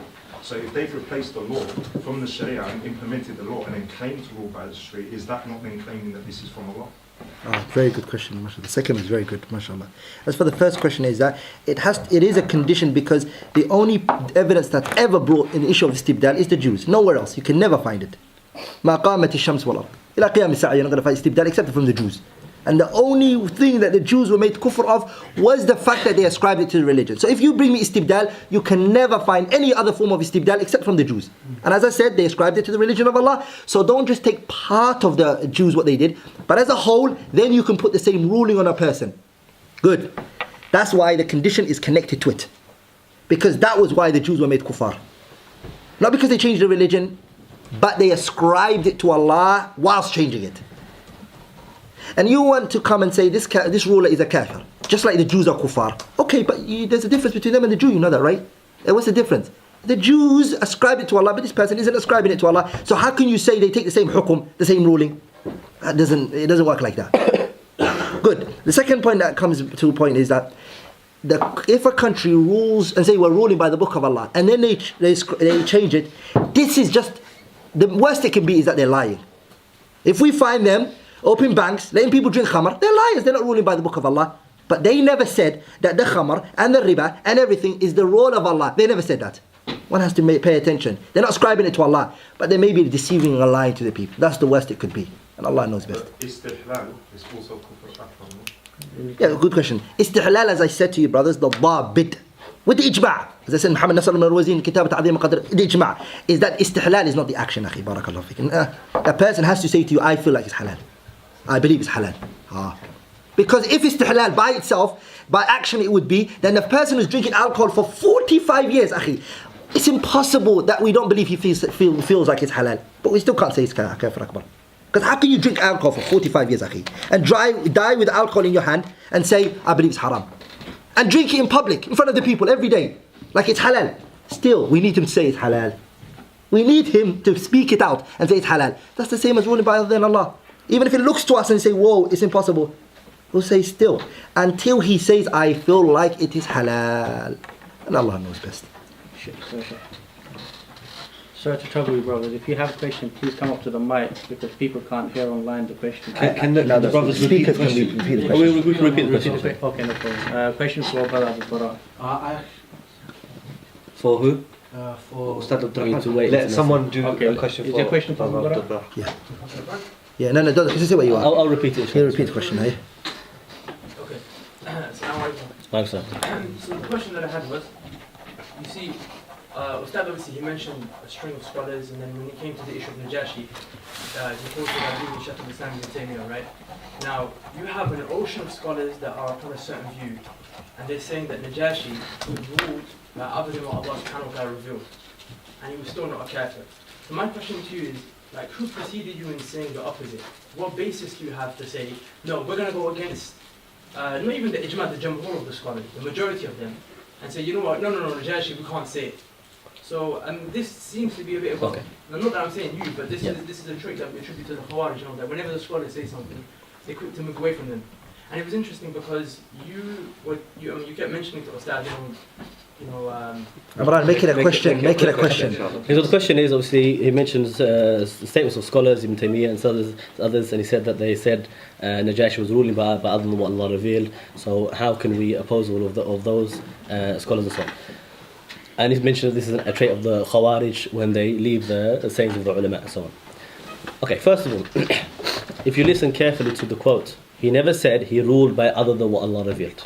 He said that there were many rules of the Sharia that were implemented and he found it difficult to implement them, and he was not able to even pray or fast and so on, and all of these things. All of this is kufr duna kufr. All of this is kufr duna kufr.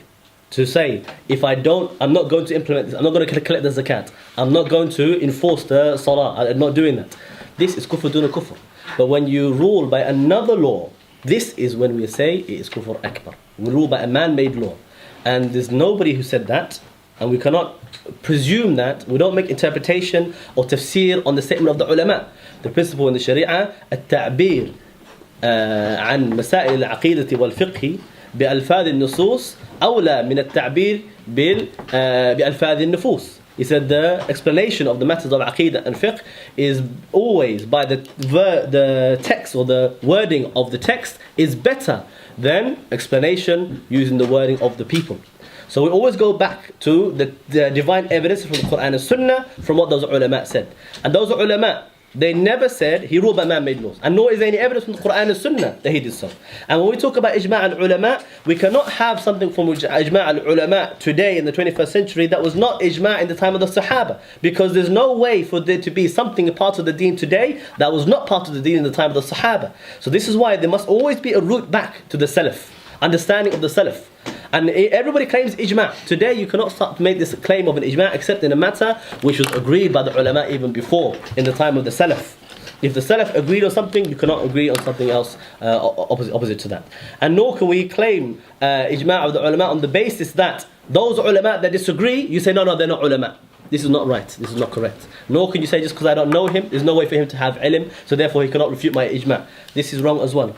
Rather, the original ijma' was not even in this format. The original ijma' was, and even people they differed about ijma' qat'i wa ijma' sukuti, and the explicit form of ijma' and the ijma' of being silent and consenting among the Sahaba even. It's not as simple just to declare an ijma' in this way, whether of the ulama or the ummah or anybody else. If there's an ijma' of the ummah of the ulama, then that is a matter only which is agreed among all times and all eras, with the root back to the Quran and Sunnah time of the Sahaba, the Salaf. Okay, inshallah.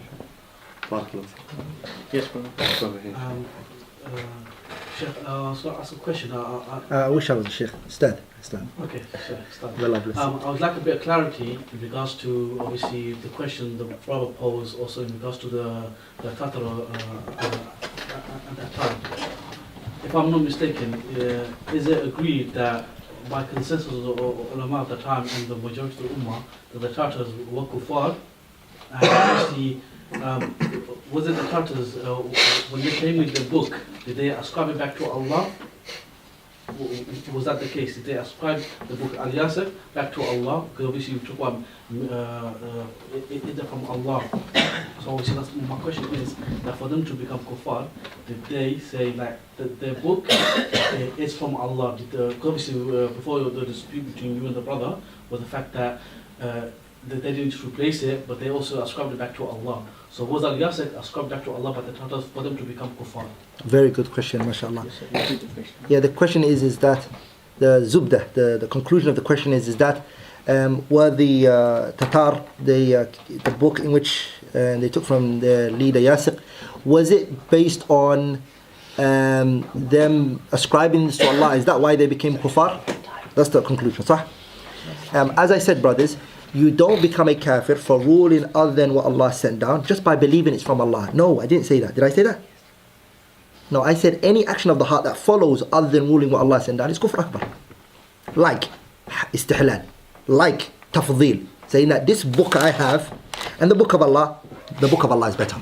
The man-made book, the ruling I have, the ruling is better than the book of Allah. This is kufr akbar. It's action of the heart, it's kufr akbar. If a person says, for instance, it is halal for me to rule by other than that which Allah said, that is kufr akbar.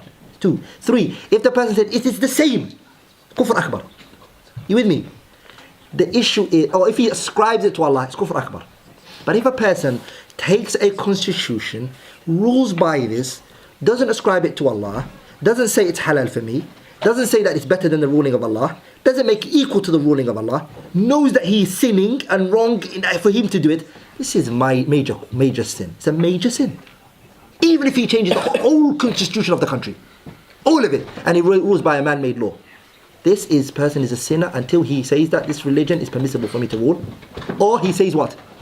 It is from Allah, or he says it's better than the religion of Allah, or he says it's equal to Allah, and any other actions that I haven't mentioned which comes from the heart is kufr akbar.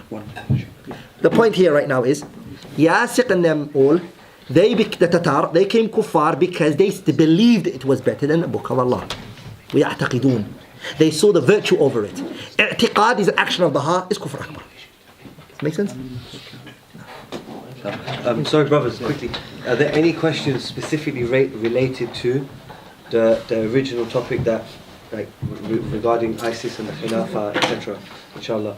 If anyone's got a question for Ustad Abu Bara, I'm going to take that brother over there, inshallah. Better those who don't ask a question. Assalamu alaikum. You both agreed, you and Ustad, that before the khilafah should be established, scholars should be there as Ahlul Hali wal Aqd. My question to you is, who were those that were present at the time that ISIS was formed? What are their names, and just so we can know who they are? Okay, no problem, inshallah. I will say one thing, obviously.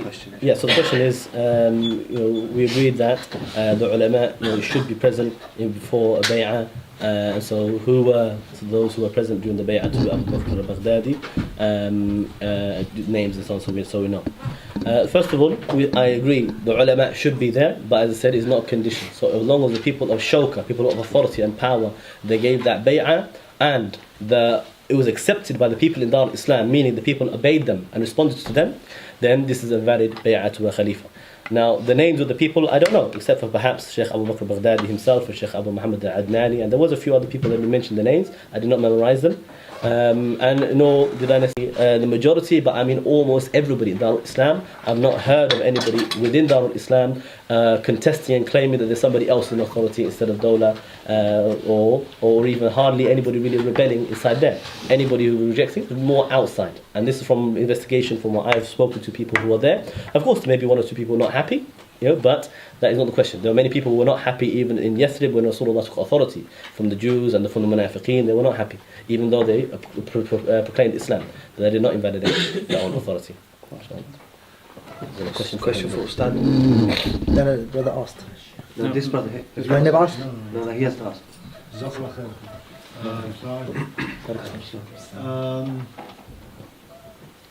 What I wanted to ask you is that you've mentioned a lot of ulama, mashallah, so Imam Ahmad, Imam Taymiyyah, and so on. Well, I think the brother wanted adillah, and the only dalil that you mentioned, I think, was the hadith of the Prophet and I don't think, or if you can explain to me how this dalil is related to the issue of their validity, and if you have any more evidences to claim that they are not valid. Because I think you've mentioned a lot of ulama, but not any evidences. Very good question. The question is I didn't mention a lot of evidences. I only mentioned the views of some scholars, and that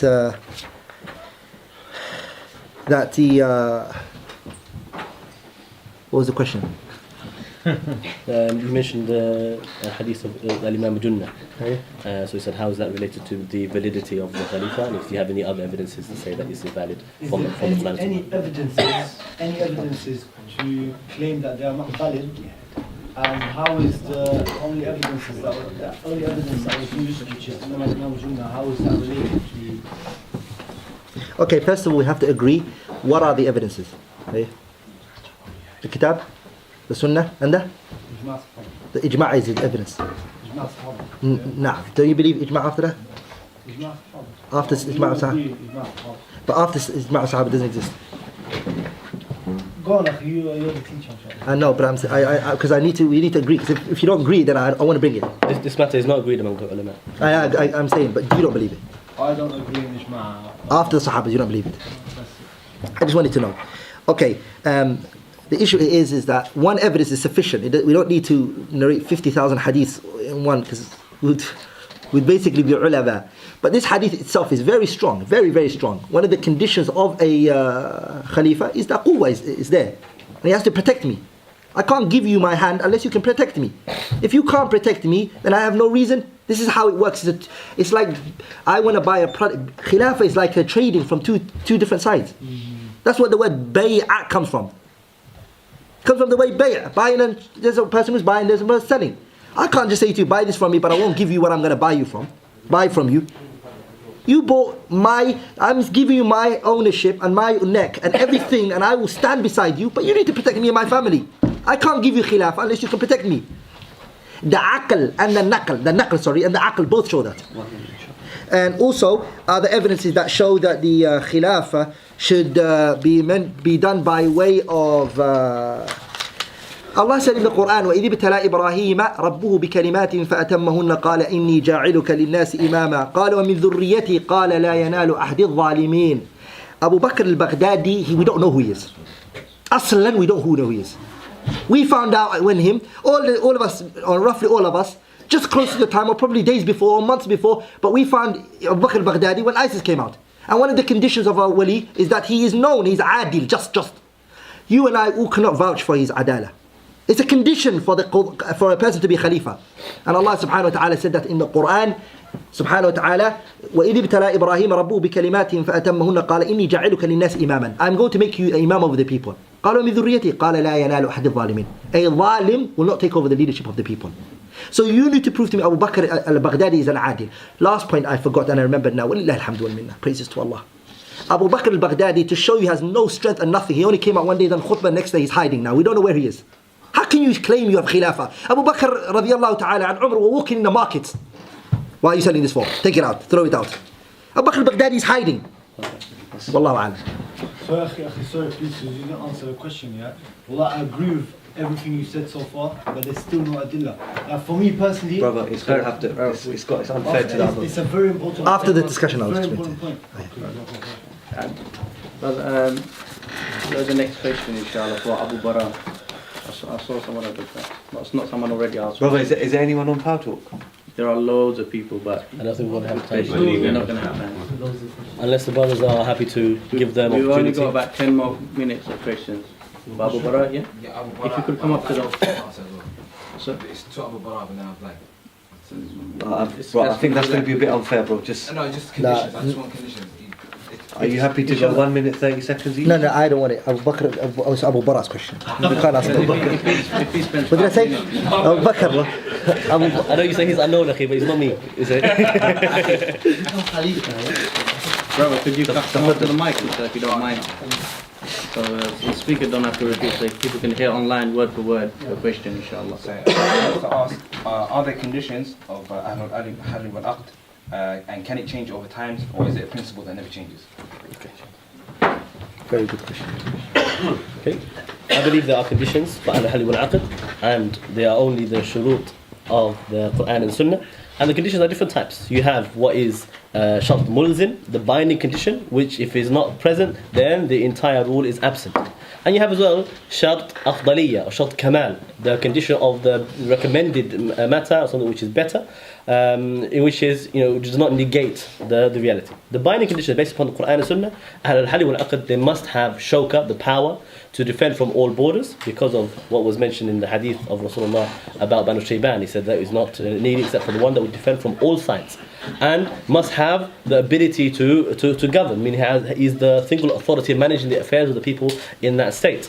That was the only people that he accepted the bay'ah, or would seek the bay'ah from, like Banu Hamdan. He asked them if they have that man'a, that authority, and the Aus and the Khazraj. He never sought that bay'ah from the Muhajirin, because they had no shawka, they were not in authority in Mecca. So this is the real question. Obviously they need to be Muslim, okay? They need to be trustworthy, and that adala is not because somebody is we don't know him, or that I don't know him, does not mean he's not adil, and we cannot say that. Nor can we say that he's not Muslim. Rather, if the people they know him to be adil, this is sufficient. Many of the ulama, we generally, when we talk about the ilm al-rijal, we take the adala of the people, of the narrators, from what other people testified about them, not because we know them personally. Because so-and-so said that he's adil.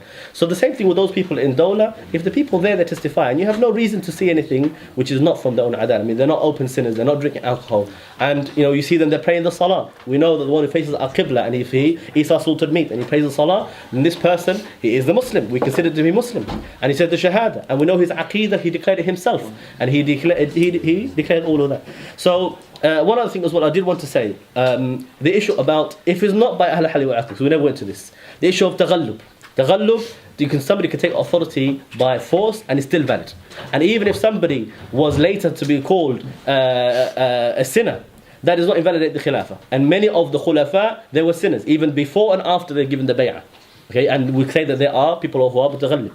That does not invalidate the khalifa or khilafah. You can say maybe he's sinful, we shouldn't have done it this way, but does not invalidate it. And that is agreed among the ulama, Imam in Aqidah Tahawiyya, Aqidah Wasitiyya, they all said we will never stop uniting behind a fasiq imam or even a deviant imam as long as it was less than the kufr akbar. And the taghallub sometimes is haram, sometimes it's not haram. Like the Ubadah bin Samit, he said that if we see kufr bawah, then we must rise against them. Qadi Iyad said it becomes a duty to rise against them and to replace them with an authority that will rule by Islam. And nobody can doubt the kufr bawah of Nuri al-Maliki and Bashar al-Assad in Iraq and Sham. If they do doubt that, I don't know what's wrong with their aqidah. They're clear. Okay, you don't want to sure about Saudi Arabia, but those two are clearly kufr bawah. One for Ustad Abdul Rahman. Sorry, bro. Can you come to the mic? Bro, just too much trouble. You just shout it in it. Say it out loud. So the question is, see the ulama being present when the beginning of a khalifa, is that a condition of the beginning of a khalifa that the ulama have to be present? And you said before that the ulama, they are ulama if they are known basically among the people. Brothers, do the ulama have to be present when the khilafah is taking place?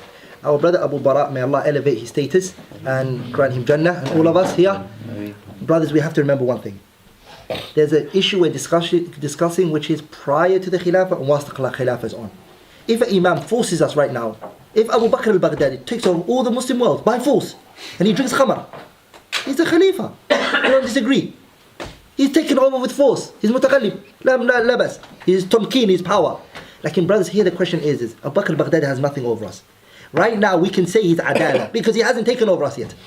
He's got no power over anyone. So he's adala, we need it now before we give him bay'ah. Because we have a choice. But when we don't have a choice, his adala doesn't really matter to us. It doesn't matter. We have no choice. We have to obey him to not break the unity of the Muslims. The issue here right now is the ulama, the people who work under the Ahlul Hal wal Aqd are two types. As Ibn al-Qayyim, he mentions in his kitab طرق الحكمية في سياسة الشرعية. He said that the people who are Ahlul Hal wal Aqd are two types. People who strengthen the imam in terms of worldly affairs, and people who strengthen him in terms of religious affairs. The ones of the religious affairs never remove. They are always with him. They have to be there. Even if they have no power over the people. And they lose that, they still have to strengthen the khilafah in its right direction. And show it to go to the right direction.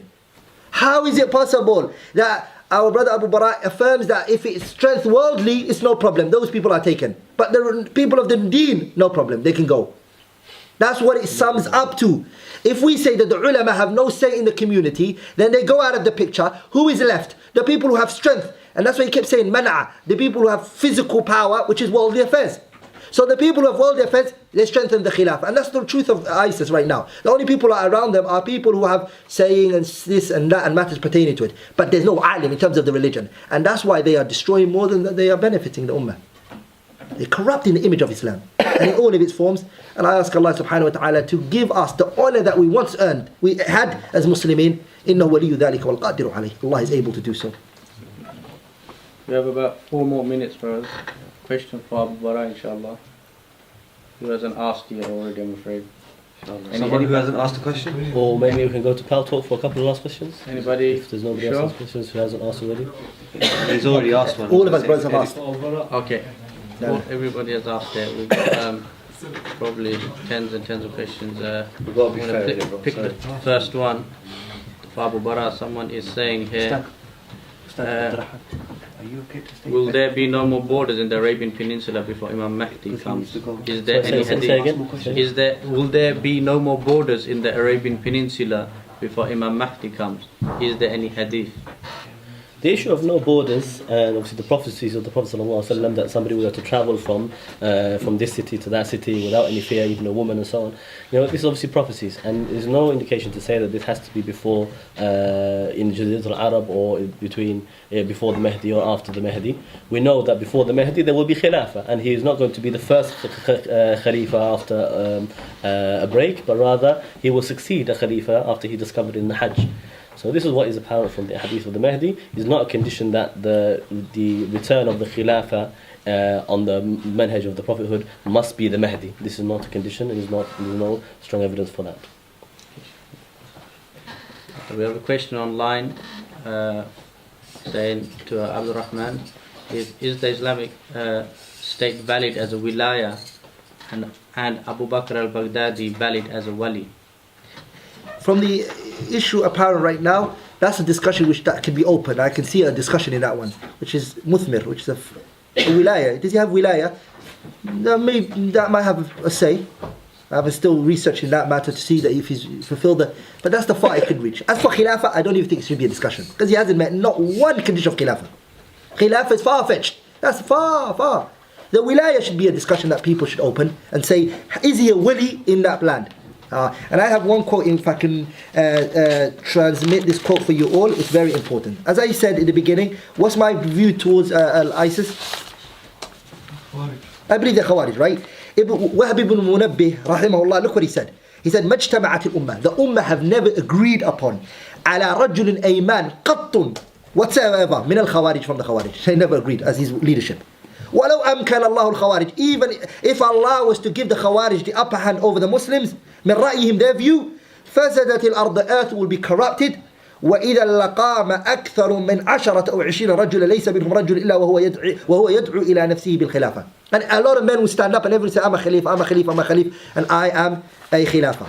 Now the matter of the issue is, brothers, I personally look at the issue of ISIS, and they have caused so much trouble in the Muslim land. Alhamdulillah, Iraq, the Americans were leaving. They should have went ISIS and taught the people the religion as the Prophet ﷺ did in Mecca, teach them the Aqidah, get the people's hearts, strengthen their iman and everything, bring them to the haqq and the religion, and made their way up. But they caused the Americans, who are fusaq, mujrimeen, to come into the Muslim land again and use them as a reason. They use them as a reason to come into the Muslim land and rape our women, our children, throw drones at innocent people. Wallahu subhanahu wa ta'ala a'la wa a'lam. Wallahi, Allah knows. Now, ISIS is the cause of the coalition to enter. Wallahi, that's the truth. If we're honest and we leave emotion aside. The Shia were doing that anyway. The Shia have been doing that for ages before that. Before America came back in, isn't it? Right, so that could be argued as well, isn't it? That's a good argument. Now. So, is it alright for everyone if you respond to that? Sorry, I should ask the question. Is that alright with you? Yeah, It could have been argued that before ISIS came in there, the Shia were doing this under Maliki, they were oppressing the Sunnis. Very much. Wallahi, and to America as well. And I agree with you 100% that wallahi. And America hadn't left properly, they were still there, the influence there, their black ops operations were still there. And politically they were still involved in that area. Even though they said, yeah, we've withdrawn from it now. Brothers, the issue of the matter we have to understand is, if I'm going to be honest, inshallah, in the way I approach the matter, and I'm not going to be spoken over, it will be very, given a couple of minutes, it will be very nice. What did the Prophet ﷺ do when he came to the city of Mecca and he crossed Ammar ibn Yasir and the Sahaba suffering? What did he say? He sallallahu alayhi wa sallam, he said, قَدْ كَانَ فِي مَنْ كَانَ قَبْلَكُمْ Before you there were men. حُفِرَ Ikhwani, wallahi, don't take this as though I am belittling the affairs of the Muslims. Wallahi, al-azim, it hurts me, day in, day out. And wallahi, I stand at the night and I ask Allah to uplift the ummah from the humiliation. Lakin, I'm asking myself a question, an honest question. What is the solution? What is the solution? What is the solution? I believe the solution is where Muhammad ibn Abdullah started from when he was Mecca. Make your way up to where he became when he was in Medina. Teach the people the religion. Teach them the Aqidah. Foundate them. Wallahi, Ibn Taymiyyah, when he was fighting with the Tatar, what did he say? Pay attention, brothers, it's important. He said, Inna la nughlab. Today, wallahi, we're not going to be overtaken. A man shouted and said, say inshallah. He said, inshallah la ta'liqan. My inshallah today is with conviction, because we've come with the reason why Allah should give us victory. Allah will bring Americans to our Muslim land every single day. I tell you this right now. And the British are going to come every single day. Unless the Muslims go back to their religion. Inna Allah la yarfa' ankum adh-dhulla hatta tarji'u ila dinikum. Allah will not lift humiliation from us until we go back to our religion. The Prophet told us 1,400 something years ago. Go back to our religion. We're not going to win. قال الله تعالى, Allah said in the Quran, وعد الله الذين آمنوا وعملوا الصالحات منكم ليستخلفنهم في الأرض كما استخلف الذين من قبلهم ولا يمكنن لهم دينهم الذي ارتضى لهم ولا يبدلنهم من بعد خوفهم أمنا تعبدونني لا يشركون بي شيئا. The Sahabas lost in the battle of Uhud just one opposition. Just one. One opposition. How are we going to win when every single day we have grave worshippers, we have people distorting the religion, we have people changing the matters of affairs? No, wallah, we're not going to win. And that's the solution for the Muslims. Take the people back to the deen. Let them learn the religion. Wallah, Allah give them victory. Take them out of the humiliation that they're in. But shouting and screaming and protesting, wallahi, it won't change anything. Brother, there's a brother there who's been waiting. He's not asked a question yet. Yeah, Faisal. This is for Abdul Rahman. Can you just come up to the mic, bro? Should we make this the last one? I'll repeat the question. Okay, no problem. This will be the last question. Yeah. Inshallah. Brothers, anybody else who wants to ask Ustad a question, Abdul Rahman, once Abu Bara's gone, he's happy to stay until you guys want to ask questions, inshallah. Okay, ask your question. Wa alaikum salam. Clarification on how the minority can rule over the majority of Muslims and how only minority can accept the khilafah and the majority reject it. Okay, so the question is about how the minority can rule over the majority while the majority reject it, from the Muslims. Number one, because even in Yathrib, the majority of the people in Yathrib were against Rasulullah, because the majority of them were from the Jews and from the Munafiqeen and from the Mushrikeen. It was the smaller number that were from the Ansar. Even Imam Bukhari narrated how Rasulullah appointed over Khaybar, and all of them were Jews, but he appointed over them a few small number of Muslims to rule over them. So it's not about whether the people like it or not, it's if they have shawqa, if they have the authority. The other thing is the khilafah, what the brother mentioned before, is what something that I'm contesting, and I still contest it. There's no condition that is global Muslims everywhere. To be Darul Islam is within that province, within those borders, they have the shawqa. If they have that and the people accept and they obey, and in the state of Islamic State, in Dawla, the millions of people there, they are all obeying the authority. They're not looking to any other authority for their disputes. When somebody steals, they go to Dawla's police. When they have a dispute, they go to their courts. When they look to protection from all borders, they look to Dawla for that protection. So that is the shawqa that they have. If the Muslim are outside of that, they disagree or they don't disagree, this doesn't mean that the khilafah is invalid, because the khilafah is about that authority to rule and judge by whatever Allah revealed. That is the objective, that is the main point. Not about popularity or everybody to like the person or anything like this. The hadith of Rasulullah said that the Jews used to rule the people by whatever Allah revealed, and every time one of them passed away, Allah replaced him with another Nabi. But there will be no Nabi after me, but there will be khulafa, men who will rule by whatever Allah revealed. That is the purpose of the khilafah. They will have authority and they will rule. So if that happens anywhere in the earth, there is no way for there to be wilaya which is independent of a khalifa, because the wilayat, the wali, it is appointed by the Khalifa and is one of the juices of the Khalifa. And there cannot be somebody who has a second Islamic state permissibly. This is obviously prohibited. If somebody has another Islamic state ruling by the Sharia and they don't want to unite with the Khilafah, with the original, the first one that was given the bay'ah, this is prohibited and this is disuniting the ummah. And this is what the Prophet ﷺ said: if the Khalifa has been given, bay'ah been given to two Khalifas, then kill the second one. Okay, even if they were, had independent authority in state, because we're obliged to unite between all of those places that we have authority in. So the question of majority has no condition in the Quran and the Sunnah or the Sharia that the majority of the people outside of the Islamic State, that they all accept or they mention anything. The condition is that the people of Shawqa, that the people in Darul Islam, they obey the people of Shawqa. If they obey them, then they are called Ahlul Hali wal Aqd. And as long as the majority of Ahlul Hali wal Aqd, they give the bay'ah, and that is the people of Shawqa in Darul Islam, then it is valid and is binding, even if the people who don't have any power or strength in the earth, even if they don't like it or if they disagree. So, can I get evidence for that? So I just want to raise that. No problem. Sorry? Just the evidence for that? Sorry. The evidence for which part of it? So what you said there, your point you bring, Mm-hmm. the majority. Yeah, so the majority of Ahlul Hali wal Aqd. Yeah. So the bay'ah given to Rasulullah sallallahu alayhi wasallam was the bay'ah of the Aus and the Khazraj. Allah Ta'ala says that قُلْ رَبِّ أَدْخِلْنِي مُدْخَلَ صِدْقٍ وَأَخْرِجْنِي مُخْرَجَ صِدْقٍ وَاجْعَلْ لِي سُلْطَانًا نَصِيرًا. He said مِنْ لَدُنْكَ سُلْطَانًا نَصِيرًا. He said that give me a truthful entrance, a truthful exit, and provide for me an authority that will support. And it's been mentioned by Zayd ibn Aslam radiallahu anhu. He said that the truthful entrance was Medina, the truthful exit was Mecca, and the Sultan al-Nasira, the supporting authority, the one who has sultan, was the Aus and the Khazraj. Qatada said that the Prophet ﷺ said about this ayah, he said, عَلِمَ النَّبِي أَنْ لَا طَاقَةَ لَهُ لِهَذَا الْأَمْرِ إِلَّا بِسُلْطَانٍ. He said there's no way for this matter to be fulfilled except with authority. And so he sought supporting authority. And he rejected the bay'ah of anybody who did not have that shawka. So the shawka was always a condition of this bay'ah of authority, whether from Banu Shayban or Banu Amir ibn Sa'sa'a or the others, or Banu Hamdan. He asked first, do you have man'a, that you have the strength? And that's in Muslim Ahmad. And when Ubadah bin Samit in Sahih Muslim, he asked, what would we give bay'ah to you for? He said that you will tamna'uni, that you give me this protection for me and my companions the way you protect you and your own children. So that man'a, that protection for all the borders, is the condition. So that is what makes them Ahlul Hali wal Aqd, not about the popularity. Because as long as the people of authority, they agree, then everybody else will obey them. And that's what happened in Darul Islam. Is everybody in Darul Islam, they are obeying those in authority from Dawlah. Okay? Just conclude. Inshallah, I was going to say, any brothers that, inshallah, want to stay, if they want to ask Ustad questions, Jazakallah khair for brother Abdul Rahman for coming down, making this happen, inshallah. Inshallah, it was fruitful February you came, and I leave the rest conclusion maybe for Ustad, if you want to give a few words, inshallah. Brothers, as I said, it was a poet said, ترجو النجاة ولم تسلك مسالكها إن السفينة لا تجري على اليبس. You guys want success and you're not taking its path, for verily the ship does not sail on the shore. If you want success, it has a path, take it.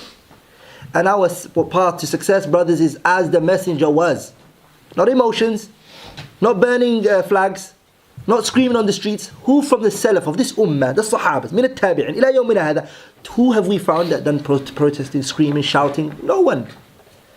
The issue is, as Allah said in the Quran, هو الذي أرسل رسوله بالهدى ودين الحق ليظهره على الدين كله ولو كره المشركون. The Mufassirin, like Ibn Jarir al-Tabari said, is what? هو الذي أرسل رسوله بالهدى. What does huda mean? العلم النافع. ودين الحق means عمل الصالح, beneficial knowledge and righteous actions. That's how Islam will become high. The Prophet ﷺ, through the course of his 23 years, what was he doing? Educating the people. Learn your religion. Strengthen your bond with Allah. Because automatically, when the day kicks off, they're ready. They're not going to run away. Because they obey Allah and His Messenger. The Sahabas, barakallahu feekum, brothers, they disobeyed Allah in one instance. And because of their disobedience in that particular instance, there's a khilaf in Uhud. What was the khilaf from? What did they disobey? Was it the 70 that they took from the battle of Uhud, in which they sold and they tried to get money from? Was that the wrong one was? Some of the Mufassirin said that was what it was. And some said no, it was in when they came down from the mountain. Whatever the case is, there was a mukhalafa, a disobedience. And what happened? Who faced the consequences with them? Rasulullah. When the fitna happens, وَاتَّقُوا فِتْنَةً لَا تُصِيبَنَّ الَّذِينَ ظَلَمُوا مِنْكُمْ خَاصَةً. When the fitna kicks and it happens, all of us are going to suffer. And we're all going to feel it.